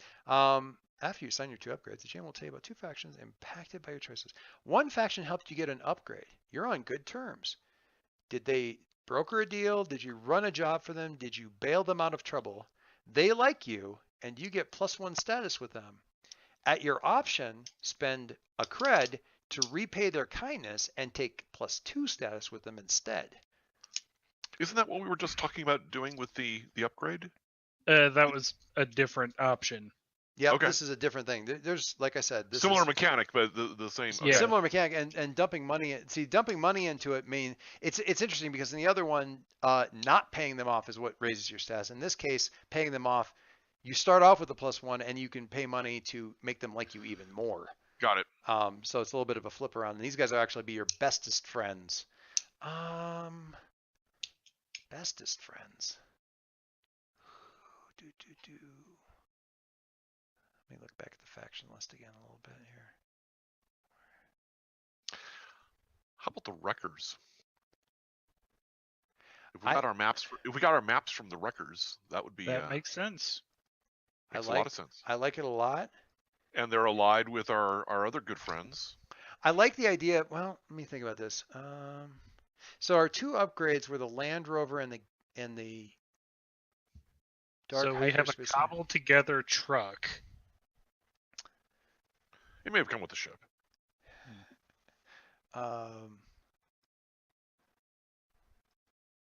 What I'm pondering, I kind of, although it makes sense to get the maps from the wreckers, I like the idea of having a faction mad at you because you stole their maps. You've got access to their super secret star charts. So some guild or something. Yeah. The people I wanted pissed at us was the Counters Guild. Now what do they do? They're the bankers. They're the bankers in the shadow repositories. Oh, I like that a lot. Again, our friends, the Bernico Syndicate, own one of their shadow repositories that have just sort of dropped off the map. I like that, and I love the idea that you guys got the maps from them. But I like the wreckers just being guys that have helped you out and that work with you and stuff like that. All right. Okay, I'm gonna. So. Hang on, I gotta. There we go. Sorry, I'm getting a lot of lag here. For some reason, I'm not entirely sure why. Okay. What? Okay. I'm not even going to try to figure out what just happened there. Okay, so we do the wreckers. So the question is then, your faction helped you get an upgrade, you're on good terms, they broker a deal, blah, blah, blah. Do we want to spend one of our 2 cred to bump your status with them up to +2? So they're really your bestest best friends. Well, pretty good anyway. Will they have jobs for us? Yes. Will they not shoot us out of the sky when we run into them on the dark hyperspace lanes? Also, yes. I feel like that's a good investment. Yeah. The other Not faction. that they're the only ones out on the dark hyperspace lanes, but The other if at least faction. every third bad ship is a friend, then Yeah. The other faction was screwed over when you got an upgrade. I like this. Did you steal the part from them? Was it a specific individual show? Is it illegal? Yeah, it's illegal. They don't like you, and you get a -2 stats with them. If you want, you can spend a cred to mollify them and move that back up to only a -1 stats with them, and tell us how you smooth things over. But I mean, come on, who doesn't want a shadow brokerage and a bank mad at them, like really, really mad at them, starting out? That sounds good to me. That sounds good to me too. Are we spending to up the wreckers? We'll pencil it in for now and see what else we want to maybe spend our money on. All right. How's that? That's kind of the last thing we can. Yeah. Oh, okay. You can also just not have spent the cred and just have a cred floating in there, because that means you've got potential for getting into an upgrade later faster. That kind of stuff. we have 2 of them though, right? You have if you spend one on the wreckers, if you You'll have 1 left. You'll have 1 left. Yeah. If you don't spend the one on the records either, you'll have 2 floating around, which is quite a lot to go by, not unspent really. And I don't think you can just spend the credits. Isn't there a way to just like have it split out among the players? No. There is. We can just give it out, but not with just 2 cred. Yeah. So there are 5 people. Yeah, okay. You got to split out. Oh. Yeah. Wait till we do our first job. Okay. So I'm good with having the Wreckers be our really good friends if we I want am to spend too. the cred on it. Yeah, that sounds. It's good to have cool. a set of really good friends. Yeah, somebody you can really count on. To balance our really bad enemies amongst the Bankers Guild. Speaking of our good friends, the contacts that are listed on the character sheet there, Takala, a dockmaster, Alor, a keen-eared barkeep, Hiani, a tugboat captain, Raka, a diplomat, and Katani, a reclusive info broker. Take a look at your list of potential contacts on the ship sheet. Although all the contacts are your friends and allies, one is closer to the crew than the others. Choose one contact who is a close friend, longtime ally, or partner in crime. And then I get to tell you about 2 factions that are impacted by your choice. I vote for Barkeep. Barkeep isn't a bad choice. Dockmaster is also pretty good. Yeah. And all of them have potential. Yeah, absolutely. And they're all context. It's a question of which one you like the best. So, tell me about the barkeep. Is he human? Is he a Xeno? Is he female? Male? Or she? Yeah, sorry. Yeah, I say he. Are they male, female, human, alien, other? I just like the idea of a 6-armed bartender like mixing 8 drinks at the same time. Are they skinny 6-armed bartender, or like a big hulking 8-foot tall dude with like big meaty arms? Robot? Or more pudgy elephantine. Half the arms are nose tentacles? No. Yes. I'm feeling we're definitely liking the Xeno idea and multi-limbs. Nail that down from there. A good source of jobs and a good source of drinks. What do you bring him from your travels? Yeah. What is his thing? Ingredients. Ooh, I like that. Yeah. So we go out and pick out, like, when we stop at planets, it's like, okay, somebody stop by the... Find out what bitters they make here. We put this on our food and it didn't kill us, and it actually tastes pretty good, so you should try it. Stop by the agriculture section and see what they're selling. Taste this. It tastes horrible. I bet this would be great. I like the idea of the elephantine thing just because of the keen-eared thing. It's got great big ears.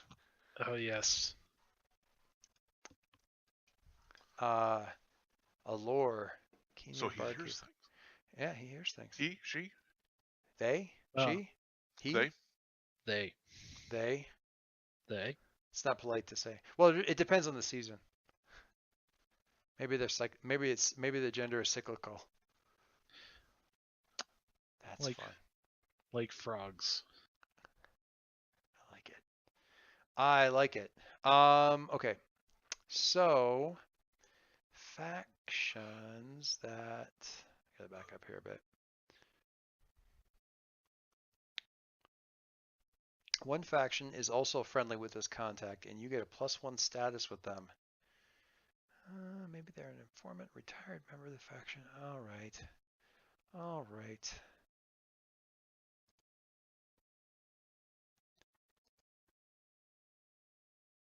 All right. I apologize because I can't actually pull up the faction thing.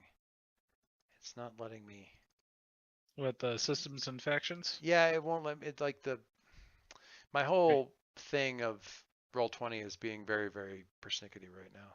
Are you sure you don't have it minimized somewhere?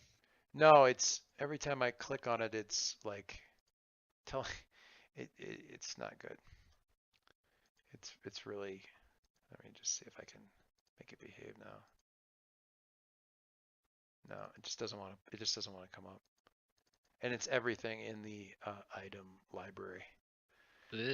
Ugh. Yeah, I'm sure it's just the instance. It's telling me that the slowdown is being caused by LastPass, which makes exactly 0 sense in any case. So, where about? You said the factions were about on 318. So let me. 320 is where they start. Okay. So, I see this concordant knight. Concordant knights, who are the 4th or 5th children of young nobles. Taken an oath sanctified by the hegemon to seek the light of the world. Maybe they stop by their bar and cause trouble. Yeah. No good comes from the sons who don't look to be inheriting anything, who have just enough money to get in trouble. Often accompanied by a motley crew of adventurers. Okay.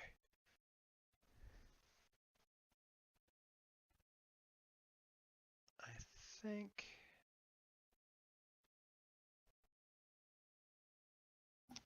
Each knight is as distinct as they can be from each other. Okay.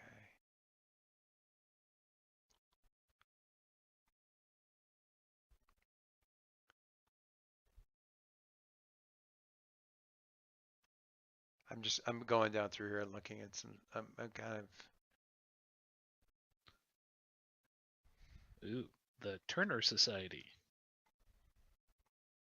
Syndicate-run drug dens masquerading as society houses. Their drugs are cooked with Rare ecti, animal parts and Vosian crystals, which they sometimes have trouble sourcing. Okay.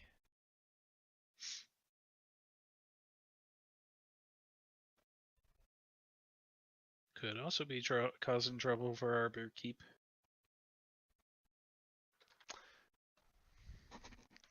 Oh my god. Yeah, okay. So by the way, James did want to send proof that he was actually studying deep in study and papers. So I posted the image to the Discord. I mean, I believe him, but wow. Yep, that looks like studying. Okay. So what are the guys right below the Turner Syndicate?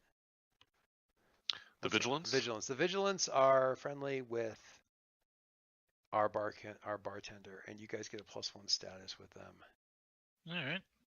Warrior mystics bearing artifact blades who seek to enforce an ancient code of justice on any they find wanting. I'm not saying this is a multi-limbed elephant version of Lucius from Has-Beens, but you could maybe draw that conclusion.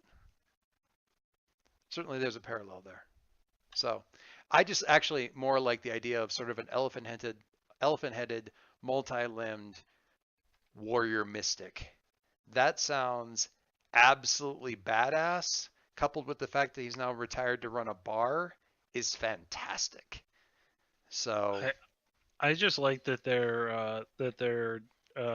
their goal right now is to burn down Base Camp 1. I didn't read that far in there, so but that's good.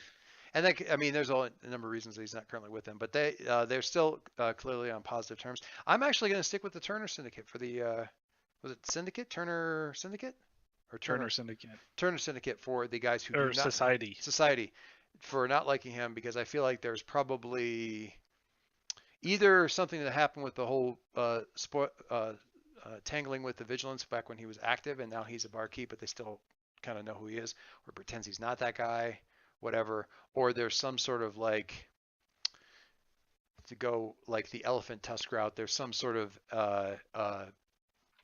alien body part that they think if they render him down, they'll get something of value. So he occasionally has to deal with Turner Society, like lurkers around the bar and stuff like that. One faction is unfriendly with this contact, and you get -1 stats with them. So that's the Turner Society, not fans of yours, because you're fraternizing with him, them, her. Depends. All right. They don't seem like anybody I'd want to hang out with anyway. Yeah. A ship has to pay upkeep fees every downtime or risk damage as parts wear out. Pretty sure the calculations are going to come out to 2. Yeah, it's 2. So it did not do it automatically though. I'm kind of surprised about that. It might be a close it and open it kind of a thing, but and we reset to 2 gamuts at the start of every job because that's the thing. Gambits are really cool. They're like floating +1s, which is pretty awesome. Okay, so we ended up with Dark Hyperspace. I don't see a thing on here for gambits. It's right underneath engines. So it is. I just clicked it to 2. So we ended up with Dark Hyperspace lane maps, Galley, Land Rover. Our upgrade was the Getaway. Love it. Hull of 2, engines 2, comms 1. And there's other stuff that comms comes up to. It's also like defense for certain things, and yep, it works out as armor and various things like so that. Are we gonna be the Star Dancer, or are we gonna be somebody else? Oh, don't even joke about that. We just went through all this work. We're definitely. Oh, you mean the name of the actual ship? Yes, the name. Oh, I was like, we're not switching ships, man. No. I'm putting my foot down. I don't think you need to have the name. I mean, the name could be anything. I know. But I want this to be us. Damn it, Jason. I've already given my vote. Bill, you got an opinion? The Delirium. Margie, you're miking up. That's my ship name suggestion. What was it? Margie, you're miking up. No. I don't know. Harsh. The Delirium double tap. No, I have no idea.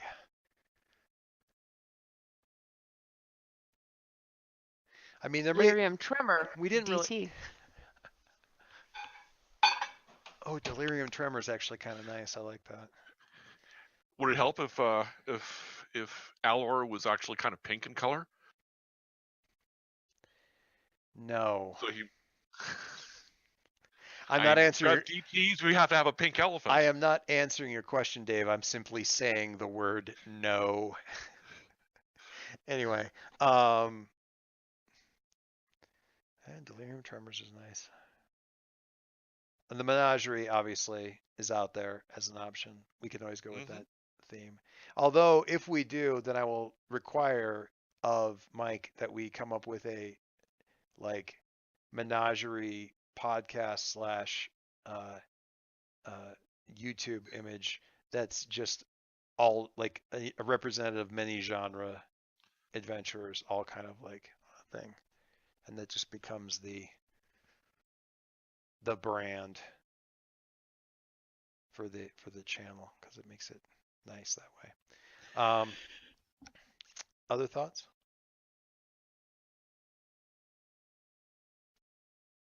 The get up and go. The got up and went. Think about it later. Think about it later.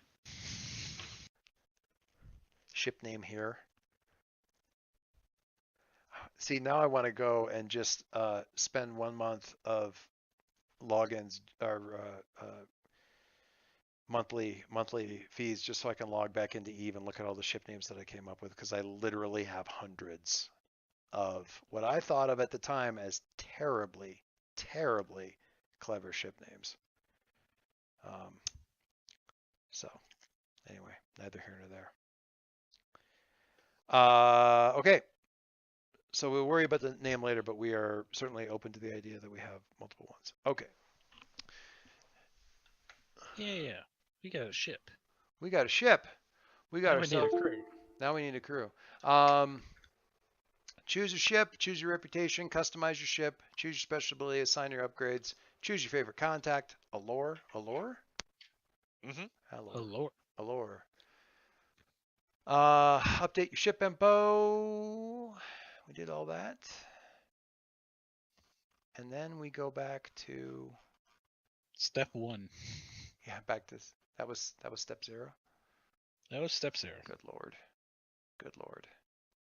Which may mean that this is the point where we go, okay, now so then we go back. That's crew creation. Yep, that's crew creation. And then we flip back around to sort of character creation. I need to get back. Where's my little documents and stuff? Player sheets. Okay, so choose a ship and crew. I like how they munge all that into like into step 0 in character creation. That's all just step 0. And then we got playbooks. Dave, what was your if I had my druthers? I think I wanted to go with idea? The big happy Xeno muscle. I like that. Kind of reminds me of the trolls, the way as they were portrayed in Demi-Humans, but that was just a random thought that breezed across my head last time I read it. You're just fun, But yeah, big happy muscle Xeno is always fun. I just want to note for the record that Bill is dodging picking his character first again by being sick. Thanks. I mean, the extreme I think it was some on people will go purpose. to. I mean, which is to say, feel better soon, because it sucks to be sick. So in very broad terms, muscle, Xeno muscle, happy-go-lucky Xeno muscle. Anybody else have? Mike was talking about a speaker. Yep. I want to do a speaker. Cool. So we have a face. We have muscle. I wanted to be like part of the guild. Really? Until he left. Until I left. So an ex-guild member. Ooh, which is why I said the counting guild. Oh, you're gonna like an ex-member of the counting guild? Like I said in the thing, it's like I had this really great plan. I was gonna usurp my boss, and then some asshole beat me to the punch. Was your resignation letter helping them rip off, like working with? Have you guys seen Ocean's 8, by the way? No. Oh, I've not. It's worth watching. I like those movies. I just haven't gotten around to seeing that one yet. That one's fun. And I just don't go out to the theaters that much anymore. Yeah, I mean it's out in some various streaming channels and stuff like that. It's where Anne Hathaway is everybody's I shouldn't say Anne Hathaway, but everyone has some fun stuff going on in that one. But Anne Hathaway's part, I don't want to talk about it too much, but it kind of gives me ideas about how the gang first came together, kind of thing, in terms of from Mike's point of view. So there's that. Margie, you were thinking about something weird-ish, or where were you at? Because there's so many ways to get to You're weird. on mute. There's so many ways to get weird with this. Dave and I were talking about it, and I'm not quite sure how we got there, but the idea of Indiana Jones as a space character. Oh yeah. In the sense of, going after the hunt is the fun part. Going after the artifacts. What page is this? Is the scavenger like sort of veteran advance on, Mike, that we were talking about earlier? There's scavenger and there's Stitch. There's a relic hunter. Yeah, there's a relic hunter variant on the scoundrel. No. That's not what I'm talking about. There's a veteran advance that you can get into where you sort of like 351. 351. It's like I want to be a member of the guild, and there's qualifications to be a member of a guild or whatever. There's a thing in there, like an advanced thing, where if you meet these qualifications, you can become X. And in this case, it's basically like an advanced. You take it as a character advance to get in as this scavenger thing, and you basically buy your way into having a bunch of like crazy artifacts in your pocket. A lot of Jason Quill, not Jason Quill. Star-Lord stuff from Guardians of the Galaxy is like on that would work, yeah. Other goofy stuff, but that's again down the road. Wrong Quill, not Jason Quill. What the heck is his name? Peter Quill. Yeah, Peter Quill. Yeah, I got my head stuck. You broke me, Dave. You broke me. I'm never going to be able to remember his name anymore. Damn it, Jason. Actually, in some of the early fiction for him, I addressed the name thing. I know you did. That didn't help. Because now I think of Peter Quill as being Jason Quill fan fiction, which is terrible. Okay, so all right, so kind of I mean, I'm sure there's some way to get there from Stitch, isn't there? Probably as a scientist. Yes, Stitch is as a research type of person, but I think just from talking with Margie, it sounded like she was more into the kind of relic hunter type of thing. So there's a starting build that suggests underneath Scoundrel for that. Sure, and you can always tweak that. Yep. I've fiddled with making up various characters, and this may be the way my brain is wired. I suspect Margie may run into this too, where it's like, okay, this is basically character one. I just want one more point. I just want one more point. Just for my own curiosity, maybe Mike can clarify this for me. I can't decide if it's a typo or some part of the rules that I don't understand. I will direct your attention to one of those pre-builds that they gave for muscle, and one of them is only 3 points. That was probably a typo. Okay, because it's also one of the skills that they're telling you to put points into is one that there's already a point into, so it would actually raise it from a 1 to a 2, not a 0 to a 1. And I didn't know if it was because maybe the raising it from 1 to 2 costs more, but it doesn't. It doesn't. I was gonna say that doesn't apply in character generation. Yeah, it is just it was probably something where they changed it they changed the playbook after the fact. Yeah, I'm sure there's errata somewhere, but all right, I was just making sure I wasn't screwing up. So in any case, if you don't quite, I'm not gonna hunt down the relic hunter thing. I don't think, because you can help me find it. Yeah. Well, I know which one you're talking about because I was looking at it going, oh, look, Indiana Jones. It's on page 93. Yep. I kind of felt like I had to get to the right one, so sorry. I kind of feel like there's actually I'm on the wrong PDF. I had Dave's Cheater 27-page book open. Not right. Oh. What page is it on? 93, you said? It's on 93 of the main rule book. Main book. Hey, hang on. I like the player handouts. That one is what I've been going through most of this time. Yeah, no, it's good. I remember looking at the Scoundrel like starting builds and thinking to myself, they literally just built Harrison Ford 4 different ways. Because it's Han Solo, it's Indiana Jones, it's Decker, and I'm not sure who the veteran of the Core Wars is, but I'm sure I could probably figure out who it was. And honestly, every Harrison Ford character is tenacious, so whatever. But yeah, it's basically 4 different Harrison Ford characters for the Scoundrel, which as a design aesthetic works for me.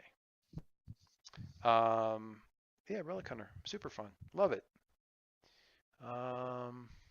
So that gives us.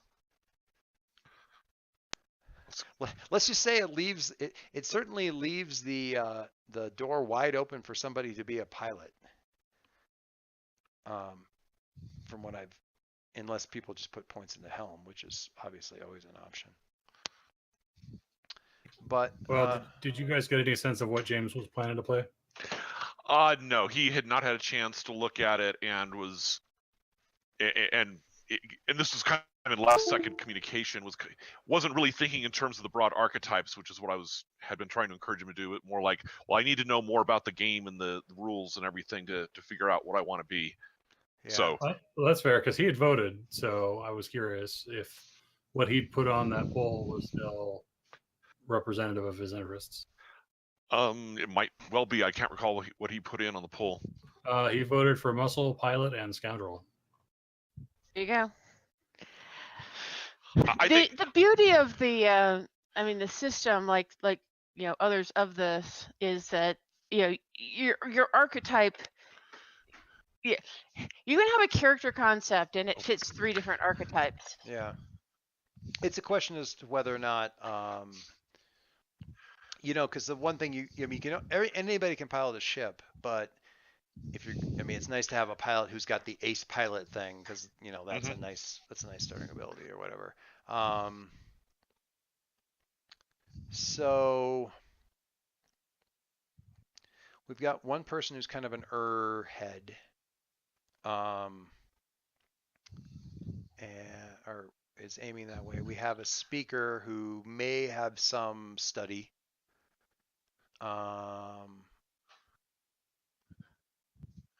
Certainly, I would. If you go for the classic slots of this kind of ship, a mechanic or a pilot or a Stitch. Yeah. Stitch, especially if you're leaning a little bit more towards the weird. And again, kind of remembering that we're looking at that idea of there being a bit of a. But I like.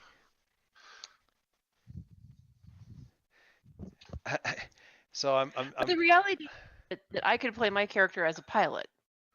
Oh yeah, dropping helm in there is. That's Yeah, dropping helm in there is easy. I like how some of it comes together. We've got the bank who doesn't, the shadow repository who doesn't like you. A lot of your friends are kind of other types of scavengers, or interested in the folks, or just thumbing their nose at even the crime syndicate to help you get the ship in the first place. And the people they're friends with certainly don't adhere. There isn't any hegemony friends there, but a lot. I like the dark space lanes thing. That is super fun and ties in nicely to the idea of like dropping in on like banned planets to get technology off and sell it as a caper kind of thing, that kind of stuff. Is there one of these archetypes that you folks would think would work well with what you have in mind that would be a good support?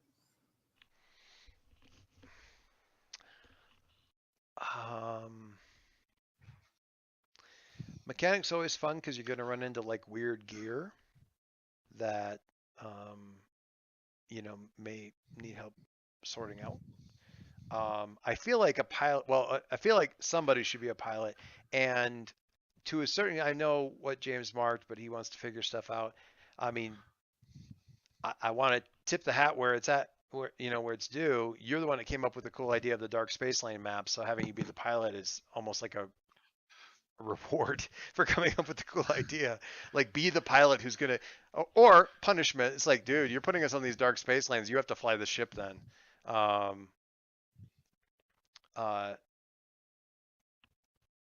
But making sure people have helm and rig. Is that the one? Is that the skill name for fixing stuff? Yeah. Yeah. Yep. That's what I thought. Those are going to be obviously important ones. And what it doesn't give you are some of the pilot specialty abilities. Yeah. Okay. I will probably roll a pilot then, and I'll have a mechanic backup in case James is interested in that. Like you guys were saying, yeah, you can double up, but I can see how there'd be 2 muscles on the ship. I don't really see how there'd be 2 pilots. So for that, I'll have something in reserve. Maybe not initially, but having 2 people who have helm certainly. But that's not what I'm talking about. Yeah. Okay. You're talking about the archetype. archetype. Sure. Yeah. Sure. And I was seeing it more from the other direction, which is, a character concept can fit into multiple. Right. Yeah. For sure. And you could have the pilot who's the pilot, and the other one who's kind of the captain commander type of person, looking at some of the specialties. Well, I will need to think of something that's useful on the ground too, because this was something people were looking at. So I'll think about it. Yeah. When you have a brain to think with. Yeah, I just took some more ibuprofen, and this cat is attacking me, and he's hungry for attention, and I'm just like, I get that. Is anybody? I'm going to throw some stuff out here, just random questions, real quick before we kind of wrap up. Is anyone thinking about a Xeno of some type? And James said that. I mean, Oh, Dave said Dave. that. Oh yeah, right. Dave was talking about Xeno. Is anybody thinking about? I have a backstory already written up, so. Of course you do. Of course you do. I'm shocked. Is anybody thinking about doing an like an artificial person? Actually being an Urbot. That is one of the, I think, backgrounds kind of things. Because when you're working out your character, you pick out like heritage and stuff, and I think one of those things is actually. You could be a clone as well. Yeah, clone. We haven't really touched on the clone stuff, but it's certainly out there as an option. I gotta look at more at the background and see what the clone stuff is. I mean, certainly we did some cool stuff with that in the Star Wars game, and we'll see what that culture is like here as a thing. I mean, it's basically the clones are being raised by one of the guilds. That's their thing. They build clones, for labor, and some have gone off the reservation and operate independently, but have to kind of worry about being arrested, kind of thing. I mean, interestingly, the heritage that you pick for your character manufactured is both what you use for the Urbots or the clones, because they're both technically the manufactured background. So, right. So just throwing that out there. Very interested in that kind of stuff, and we'll probably, to Mike's point, something he had mentioned, I think, on the chats or something like that, is we'll, I think, spend some time talking about this and kicking out some crack character ideas until we get nail down some stuff, and we can probably just sort of go around, do character.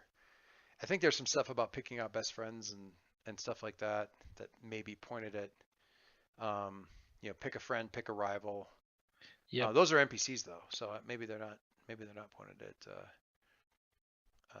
stuff. But picking out your backgrounds, all that kind of stuff, and we should be ready to rock. And this gives me, I think this gives me a really good idea of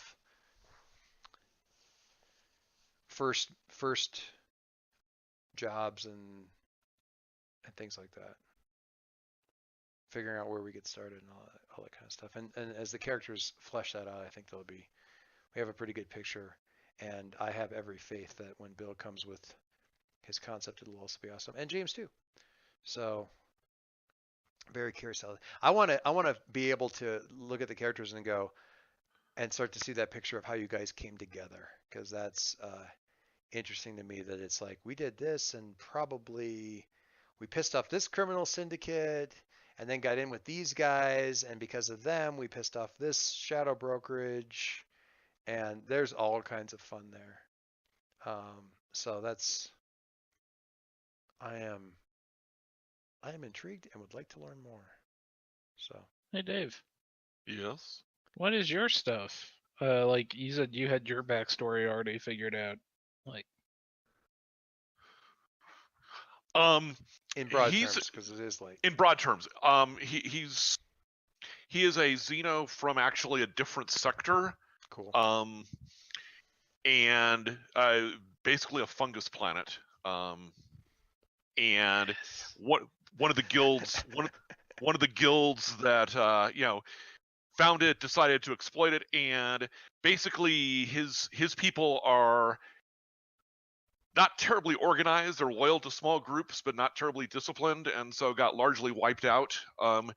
He made it away, did odd jobs, got to this sector, largely because there are legends among his people that they originally came from the other side of the Haru Gate, the one that's closed and no one can figure out how to open up. And so he figures if he hangs out here long enough, eventually someone will get it open and he can go find the rest of his people. When you say a fungal planet, is that the predominant flora or fauna? Which is to say, are you a fungus person? No, I'm not a fungus person. Okay. In fact, the legend is our people came to that world. We just kind of think of a huge arboreal planet, except that the huge 200-foot tall trees are actually all types of fungus. Love it. Which happen to have great medicinal properties. Yeah. And they're yummy. Or so the guild invested in. Yummy when sautéed with yak butter. Yes. So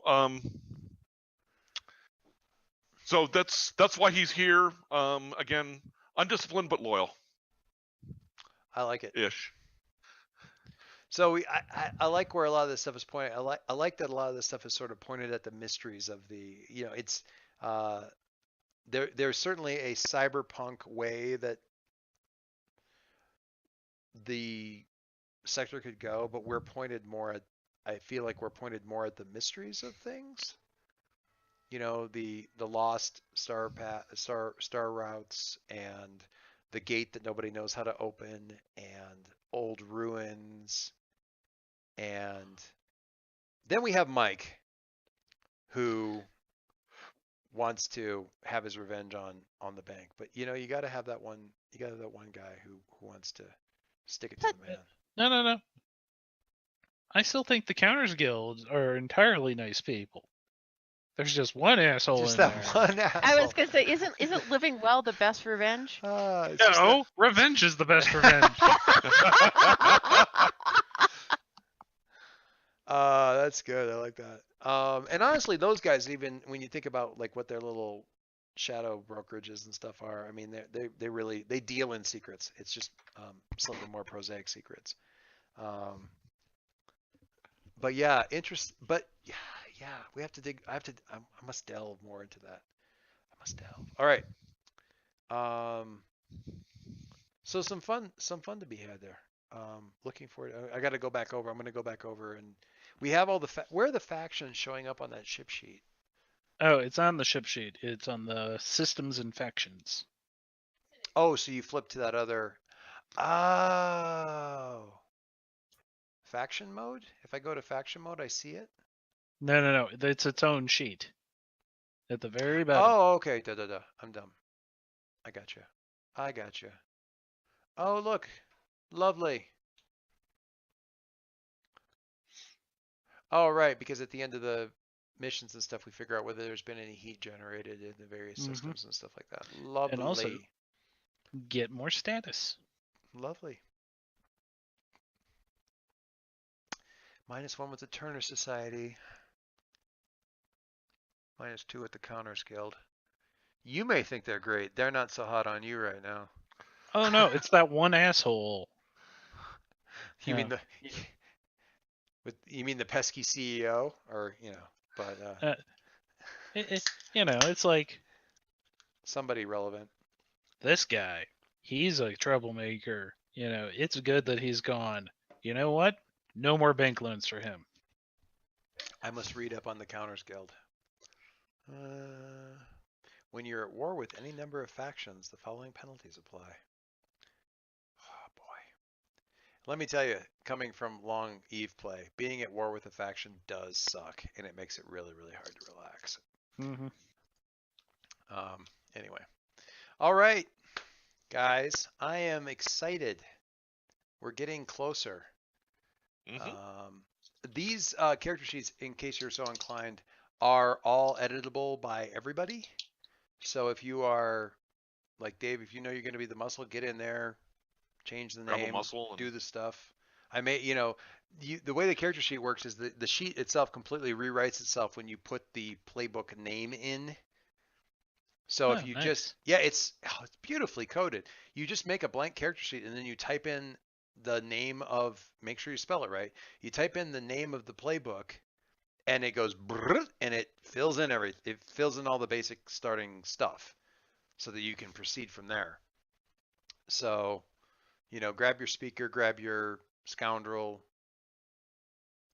See, Mike has already done that. Well done. Well done. Man, suit and vest. Imperial heritage. Gilder background. Vice. Luxury. Oh, yes. Hey, I get a free downtime activity to acquire assets or lay low.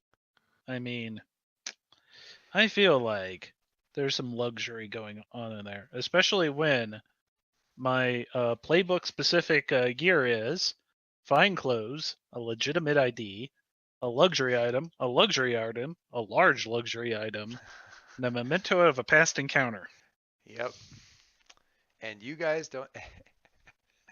I want to see this guy sleeping in a hammock. An old hammock. He has a really nice blanket on it. All right.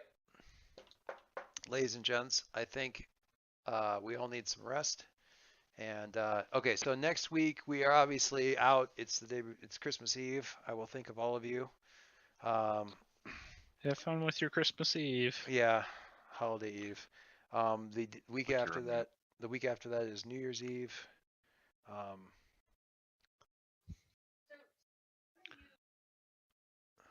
And then after that we'll play. When are you leaving? When are you coming back? We leave on Sunday, and we get back on Thursday.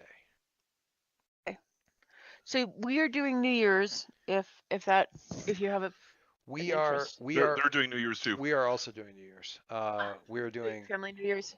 We do. Oh, you're doing a sleepover. That's right. Yeah, Kaylee's she's going to bring over some of her friends, and they're doing like footy pajamas and stuff. And we're also kind of shanghaiing them into babysitting for the younger kiddos from.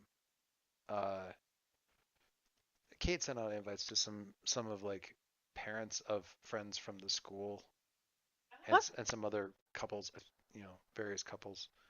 I'm not privy to any of this. In fact, I believe I mentioned it to somebody who my wife had invited, and I had no idea that she had. So that's fine, because that's my social level. But yeah, we do the whole thing where we like observe. We watch the ball drop, but we watch it on New York time, so that we can all go to bed by 10:30, because we're lame and old. And also it means the kids can go to bed by about 10:30, which is also good. So for those in town, we are open for Christmas Eve. James is going to be playing in the bell choir at the service Christmas Eve night, like 10 o'clock. So Christmas Eve's at Mom and Dad's, Christmas is at our house, and then we're going to do New Year's Eve. So nice. Any or all that are. Were I not doing a thing, unoccupied are welcome. I would be all over your thing if we were not doing a thing. Roommates included in that. Yeah. So anyway, after the New Year's, we will get this. We'll light the fires on this thing. See what happens. I'm excited.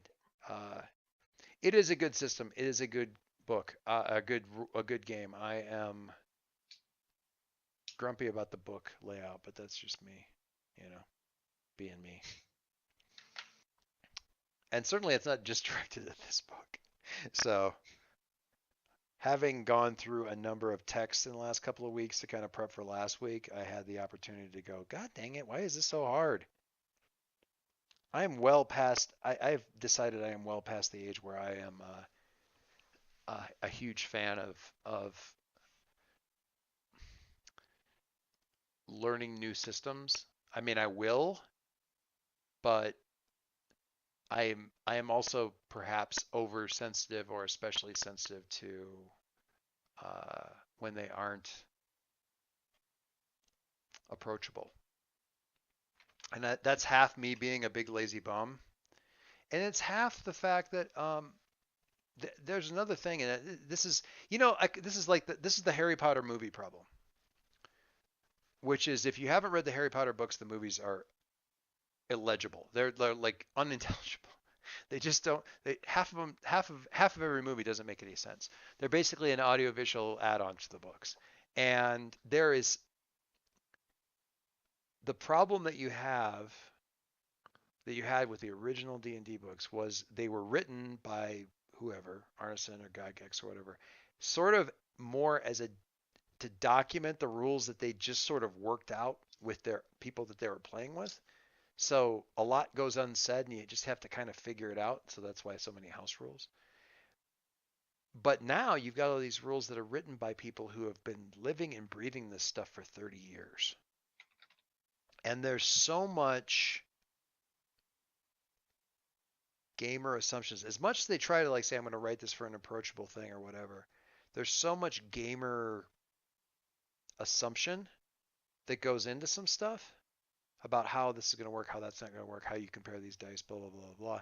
But also cultural assumptions.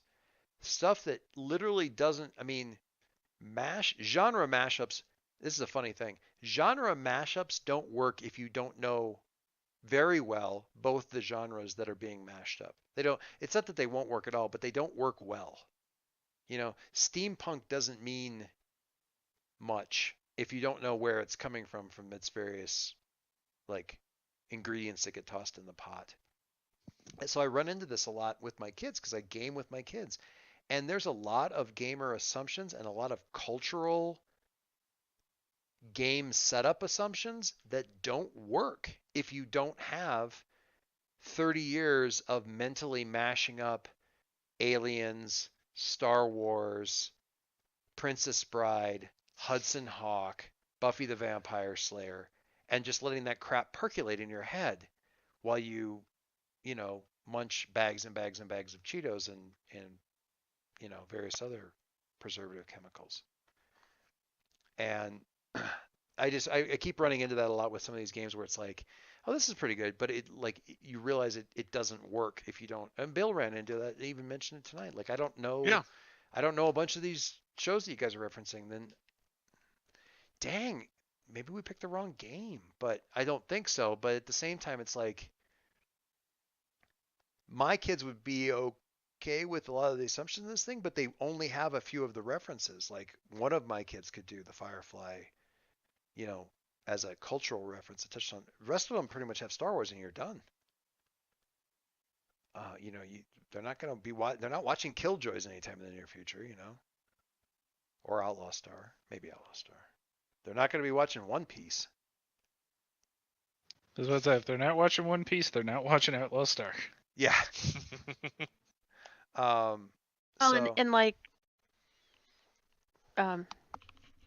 Was talking about wanting to watch some Farscape because he was pretty young when we were watching that. Yeah. And it's a great. I'm like, oh yeah, maybe not this vacation, but it'll be great summer binging. Yeah. Kate was like, do we want to start watching something? Say, how about and I was like flipping through the Scum and Villainy book at the time. I said, how about a Farscape rewatch? And she's like, okay. Twist my arm.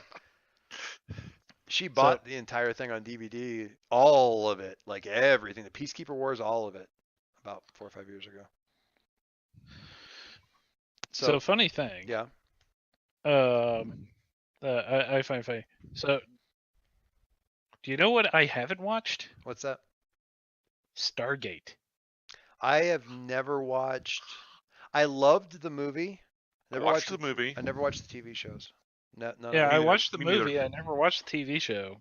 I think I watched one episode one time just because it was in front of my face and I was sick, and I was like, okay, obviously there's a lot of backstory going on here, but nothing that grabbed me enough to make me right. And I know people who swore up and down about that one. And was it Atlantis was the one that Jewel State was on and Scalzi wrote for or something? So the funny thing is, I'm watching it now because it's on Amazon. Oh yeah. And it's like, wow, this is great. Is it? That's cool. Uh huh. Yeah. I hear that about DS9. DS9 is my favorite Star Trek. Yep, I'll agree there. At least the first couple seasons. No, season 3 is where things start taking off. Now you have to rewatch it, Dave. The Gauntlet has. I'm trying to remember what season I actually kind of dropped off from watching DS9. It might have been when Worf shows up. That's when it gets good. Yeah, I was there when Worf showed up. Yeah. Now season 7, you can take it or leave that. That's a lot of seasons. Not that Then again, I got my wife. I got my wife watching Supernatural once upon a time. Gave up on it. gave up on it like at the end of maybe the middle of season 2. She didn't. Yeah. She still didn't. Still hasn't. And that thing's in like season 43 or something. Yeah, James has watched many seasons of that. Yeah, it's a good show. I think I got up to 10. It's on like 12 or 13 at least. I know. I remember where I stopped at, and I was just like, man, now I have to wait a year for the next season to come out on Netflix. And I was just like, I'm done. And I just never went back to it. Yeah. Yeah. So yeah, I mean, where I was going with all the thing is like it's funny to me. I don't think it's even, you can write a good book, you can give good examples, and you kind of have to, and not make the assumption that people know what you're talking about, because there's always going to be that person who doesn't understand why that person is relevant in the Harry Potter movie, and everybody else in the audience is going, ooh, it's Tonk, or whatever, because they didn't read the books. And try to make these things work. So many games out there that I just have gone like, hey, it'd be really fun but I can't like play with my kids because they don't have any cultural reference for it. All the mashups, all that kind of stuff. Or Red and Pleasant Land. They haven't watched enough or read enough Alice in Wonderland stuff to get why that would be cool,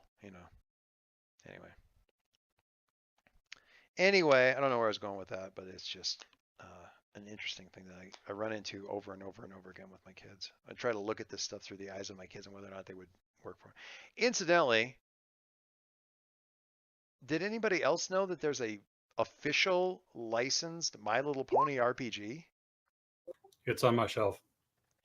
I almost bought it today just to have it. Tales of Equestria, something like that. Yeah, I'd have to look. Yeah. Yeah, it's super colorful. I don't even need to. I feel that like that goes without saying. But yeah, Tales of Equestria, TAILS. Yeah, it's quite a thing. I didn't even have it. I just was glancing through it while I was at the coffee shop. They have a copy of it up at the very, very top of the bookshelf for all the game books and stuff. One of the girls is one of my roommates has expressed interest in running this game, but so far it doesn't have a critical mass of players who want to play it. Yeah, I don't even know. I don't know that it even. I think it uses its own system. Maybe I don't even know. I couldn't tell. It looked like it used all the funny dice, which is cool. But beyond that, I have no idea. I need to go read a thing about it. It's the production values are very nice, so that's good. But yeah, random. I of course immediately looked at it and said, "Huh, I have to make sure." So I'm almost glad it's up on the very top shelf because Zoe won't see it when she comes in there with me, because that would be the end of that. I would own a copy very shortly thereafter. Anyway, All right, kids, I am off to bed. Bill, feel better. Everybody else continue to feel well. Stay safe. Enjoy, if not actual holidays, then at least inexplicable time off from work. While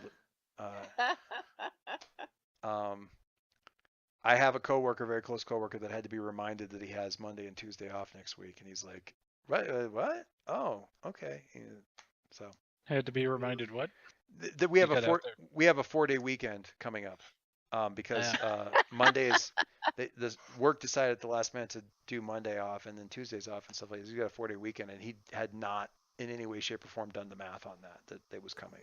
Yeah, this was the first day of my 2-week vacation, so I'm looking forward to it. That Nice. is awesome. Nice. That is awesome. No, it would be nice if you were well. I'm almost done with the first course of antibiotics. I'm just hoping that this is like, the last gasp before the germs give in or whatever. But get down. You can take my life, but you will not take my.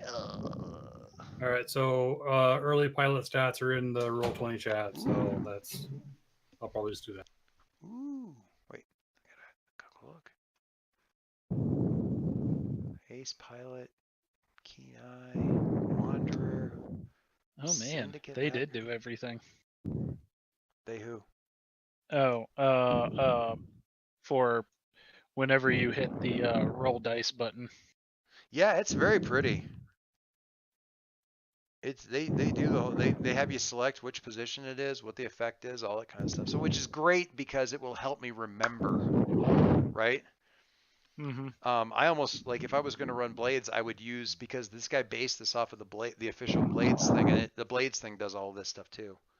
Like, asks you the question about like what's your position, what's the effect that you're going to get, stuff like that. So Rival, a professional racer. Oh, can he be from that crazy syndicate, like the freaking Wreckers? No, not the Wreckers. What are the guys who race? Echo something. Echo Wave? Wave Echo? The Wave Echo. Wave Riders. Wave. Yeah, that's fine. Echo Wavers. Yeah, we gotta get. I like the racing things. So what I had in mind was that a character would be smuggling like illegal parts for these pod races or whatever the machinery is to evade like official scrutiny, and basically was working for organized crime to help fix the races. Nice. This was your guy or your rival? No, this is me. Nice. Love it. Oh, by the way, Bill, you were talking about shows to watch. So Outlaw Star is like I want to say like late 80s, early 90s anime. I'm familiar with Outlaw Star. Oh, okay. Do you remember the episodes with the space race? Not at all. Like I remember what I really remember about that show wasn't even the show. What I remember about that show was the brouhaha about the censorship. So that was just goofy. Yeah. It is probably one of my favorite anime that I've ever watched, just because of how fucking goofy it is. Nice. The guy has a gun that shoots magic. Actually, I will point out that there are a number. The Muscle can do that. Muscle has a gun that references that show. Yep. Actually, so does the Smuggler. You can fire like one of your upgrades is being able to fire mystic ammo. Yep, and like that's basically exactly... it's like way powered. Like it can affect way creatures. Yep, that was Gene Starwin's caster gun. Yep. You guys have potentially magic bullets, literally magic bullets, which is awesome. I have to tell you though, I am and I mentioned this. It has been really, really hard when I'm reading through this, when I'm like reading about ship stuff and stuff, not to picture like steampunk, Lady Blackbird ships, and like clouds and it's been really, really hard to break that out of my head. This has been very helpful just in terms of the imagery and stuff like that to kind of get it out of my brain, because for whatever reason. Well, you've been checking the forums where we've been posting the pictures, right? Yep, I've been posting the pictures. Partly like it's like I've got a song stuck in my head, so I'm trying to listen to other music. It hasn't always helped. Anyway, I got Bill. Did you link? Is this an EVE Online thing that you linked, the Concord Docking thing? It's a goofy like flash animation that somebody did, but it references a common trope in EVE Online, which is somebody kicks off Concord and they get blown up, and somebody else is trying to save them. I'm gonna see if I can find an animation of a couple of the Stargates just to have that, because I think they have great gate animations, like warp animations and stuff like that. So that's always kind of fun just to have as a reference.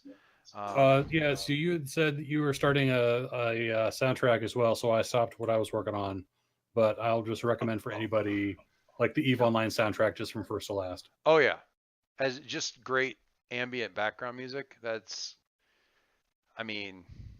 great stuff. It also makes me want to shoot people. Like, I go ahead. Go ahead. No, go ahead, Lewis.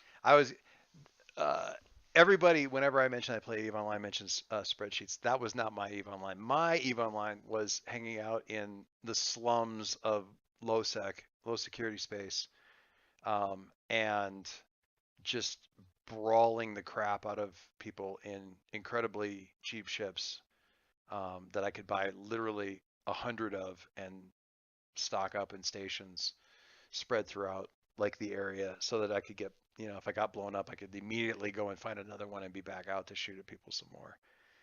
And that was my, oh my God, I was addicted. So much fun, but so much time. I have been winning at EVE now for 3 years, so I'm going to keep winning at EVE. Which is what they call it when you stop subscribing to the game and stop playing it. It's the only way to win the game. Literally the only way to win that game. Are you trying to tell me the only way to win is not to play, Dave? No, it's not to play. The only way to win is to play and then stop. That's winning. I even screwed up the reference anyway. So yeah, what were you gonna say? The only winning move is not to play. Yeah. No, I've been going to the Elite Dangerous forums. I own that game, and I played it once, and I think my machine's too old. So. Oh man! So if you do it in 3D and you have the full set stick setup and everything, it is an amazing game. Especially with some of these guys who have like modded their sound setup for their stuff. Like one person has it so that the music basically blasts, or when they play their MP3 player while they're playing the game, it just sort of plays directionally from behind them. Oh wow! So it's like it's the speakers in the ship. Yeah, I mean, to be fair, I had to play EVE with headphones on just because of the directional sound was important to me to figure out where stuff was at in space. Because, God, I mentioned BattleTech. I didn't even think about the fact that I played EVE for that long. I think it was about 5 years. And you want to talk about balancing every possible stat on a ship for optimal performance. My God. I had like 3 different software packages, like software apps and stuff like that would let you build ships outside of the game and then import the builds in and build them up like that. And I built because I was running like a faction warfare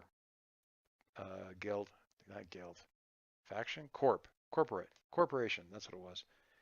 So there was like 10 or 12 guys, and they were just, I would like build all these things and just sell them to everybody at cost. So I was building like literally hundreds of these things and designing them and stuff like that. So yeah. I come by my nerdity about ship stats, honestly. Anyway. So, from the Elite Dangerous forums, all sorts of people have posted up like Space Cowboy playlists. Oh, really? So, so I have been listening to a few of those. If you find a really good one, I wasn't, Bill, I wasn't saying I was going to build one. I was just saying that we should have one. and I have no problem with certainly any of the music that you guys. My categorical music list right now has got a lot of I'm going to say Guardians of the Galaxy-esque funk on it, but that's not even my space. That's just my soundtrack for everything right now. So it's neither here nor there. I feel like so we have.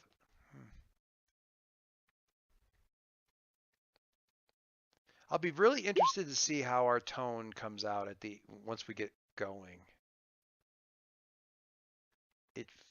I mean, I love the Indiana Jones stuff that Margie's bringing in here, because you get a lot of like kind of desperate action. A lot of triggers there for things that we could be doing. Yeah, well, I'm just thinking about the tone, like sort of the sort of the sense of the wild adventure, but sort of the desperate action and things kind of going wrong, and it's not exactly caper stuff, but it's definitely in that vein. And oh no, anything can be desperate if you try hard enough. Oh, I know. Because I had one person in Blaze in the Dark yesterday, in a controlled situation, just keep failing so much and being like, so wait, I can try again, but it's riskier, situation right? Gets worse, yeah. And it's like, yeah. So, and they did, and they eventually got up to a desperate position from a very controlled position. Where things just keep getting bad. Yep. But you know what? XP on a desperate roll, always fun. I don't know if you guys have noticed, like Dave and Margie, if you guys have noticed this yet, but the it's not an XP on a fail, it's XP on certain types of rolls that you do. So if you're in a desperate situation, you will learn something. No, I meant desperate in the more just adjective sense of the word, like the frantic action, frantic scrambling, actually, not to use yet another term from the game, but that you get in a lot of Harrison Ford action, certainly the Indiana Jones stuff. But that I'm really kind of keeping that stuff that Bill had posted, like the idea of the sort of the Fast and Furious. I like the idea of the racing ships and the black market racing, and those dark space lanes, and the fact that we've got a fast getaway ship and stuff like that. So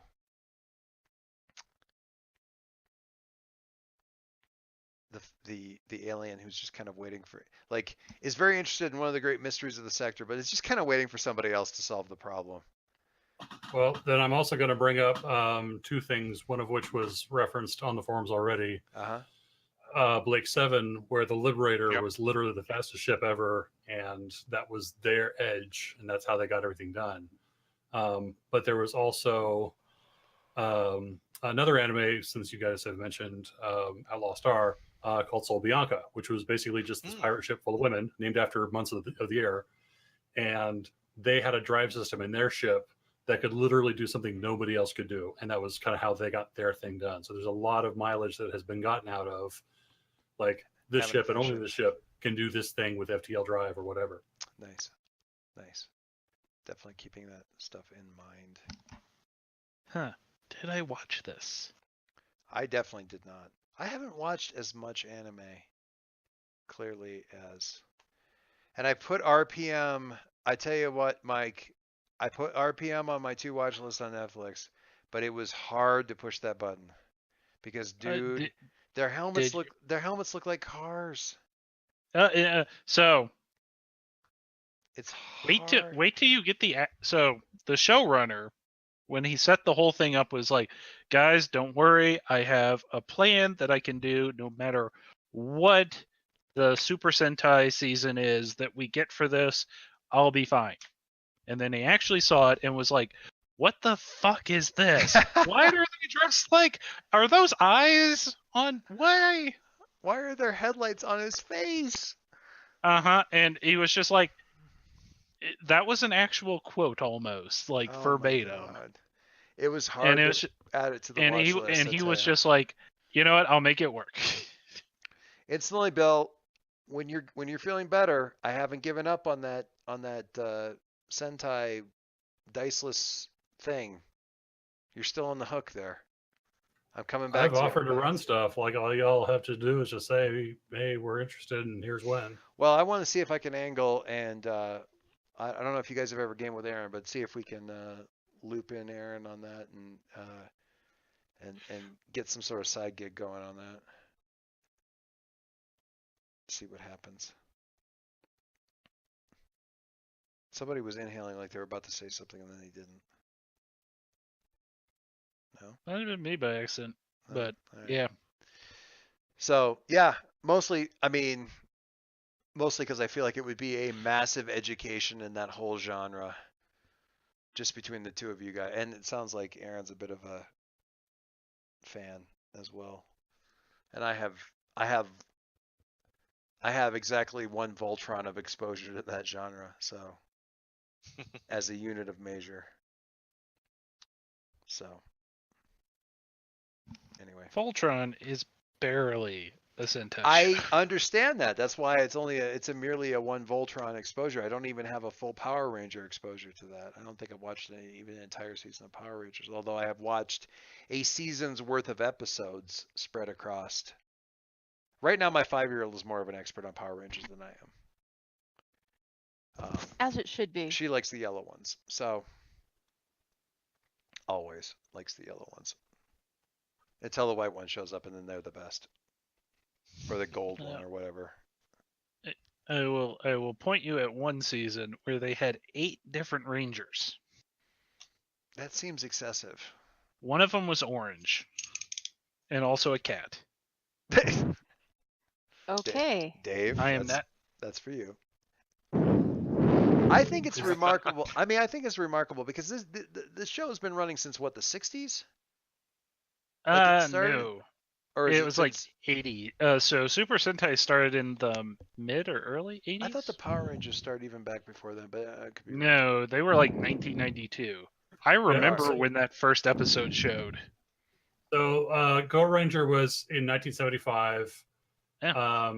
And I may have mentioned before, but if I didn't, I'm going to mention it now because it's really funny. This whole thing was really kicked off by Spider-Man.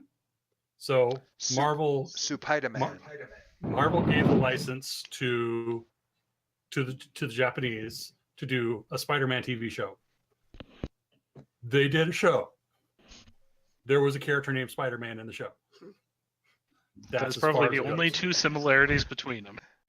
So they turned him into like this motorcycle racer, and they sent him up against like this leopard empire, and they gave him like a giant transforming spaceship / robot. Yeah. And it was wild. And this Spider-Man. whole franchise, this whole genre came about because of Spider-Man. So if you ever wonder, does Spider-Man get blamed for everything? Yes. Okay. Sometimes it's his fault. Okay. Which brings me around to the most important point for the night. If you haven't seen it, oh my sweet merciful crap, see Into the Spider-Verse. It may be one of the best movies of the year. No, it isn't. I take that back. It's one of the best movies of the year. I saw your comment and I linked the Root. The Root. Yeah, which was kind of the anti-Scalzi, but just as enthusiastic, positive a review. Yeah. So yeah. Yeah, it is such a great. I don't know how it could have done the movie that it wanted to do any better than it did. For what it wanted to do, it's damn near perfect. Also, the Stanley cameo pretty much made me cry, so it was great. Here's the thing that will always get me about this. This is the same studio that gave us the Emoji Movie. Right? I mean, I'll just say this. They started off in the first 2 minutes making fun of the evil Peter Parker dance. The evil what? The thing from, was it the 3rd Spider-Man movie where he got the Venom suit and was like dancing evil and like giving like. I didn't hear what you had said. Like he was doing the little party dance and like finger gunning people walking down the street and stuff like that. They started off by making fun of that. It's a really good place to start from. Yeah, but it's I can't even I can't say much without like spoiling something, but it had to be an animated movie. It had to do what it did. It just had to be because they're Spider-Man and they're from all over, and every one of them has a different animation style, and that's reflected. It's so good. Are you talking about John Mulaney's character? No, all of them. I mean, there's subtle differences. One of them looks a little like kind of through a scanner darkly kind of thing, and but the animation the technique that they're using is new, as I understand it. It's pretty exciting, and apparently is a big enough deal that Sony is trying to like trademark or copyright it or something or patent it for use because it's the bullet time of animation for this decade probably or something. It's pretty wild, and they did a freaking fantastic job with it. But aside from that, it's a great story, great characters, so much fun.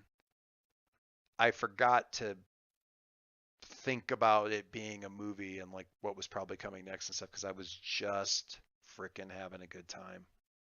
It's a great movie. Well, that's always nice. It's good. That is probably the nicest thing I can ever say about a movie is I stopped trying to think about the movie and was just enjoying it. And I am cognizant of the fact that if I talk it up too much, I'll set expectations high enough that you won't enjoy it as much because you're like, oh, I thought it was going to be, whatever. I'm going to go back and see it again. I'm fairly likely to see it twice more in the theaters at least, but Kaylee didn't go with us this time because she was over at Mom's this weekend. So we're definitely going over the holidays when we're out at the East Coast, and I might go again. I don't know. Yeah, James opined that we should go to see it, so it is. He might drag me off to it, kicking and screaming the entire way. Yeah, I'm gonna go see it at some point during my vacation. I will say for the record, it is PG. There is, I mean, you didn't mention Margie, but I cannot think of a reason why you wouldn't enjoy the shit out of this movie. It's good. We'll drag her along, kicking and screaming so too. Good. It's just, yeah, good stuff. I enjoyed it a lot. It's got all the tropes, and I don't know.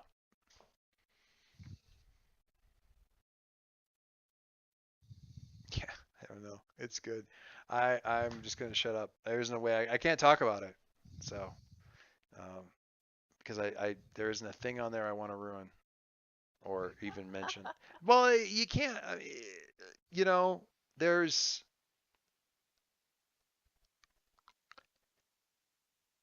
Yeah, I can't. No. Mm-mm. It's one of the best. It's one of the movies I enjoyed the most this year. Black Panther's up there, probably.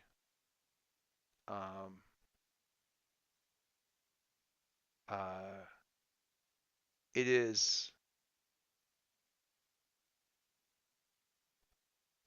definitely the most fun I've had with Spider-Man, and that respects the fact that I actually really, really enjoyed Homecoming, which not everybody did.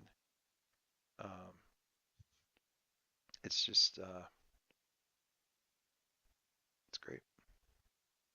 Go see it. Go see it twice. Take me. I think we will. Anyway, good stuff. What was the one? What'd you say about Mulaney? John Mulaney. Yeah.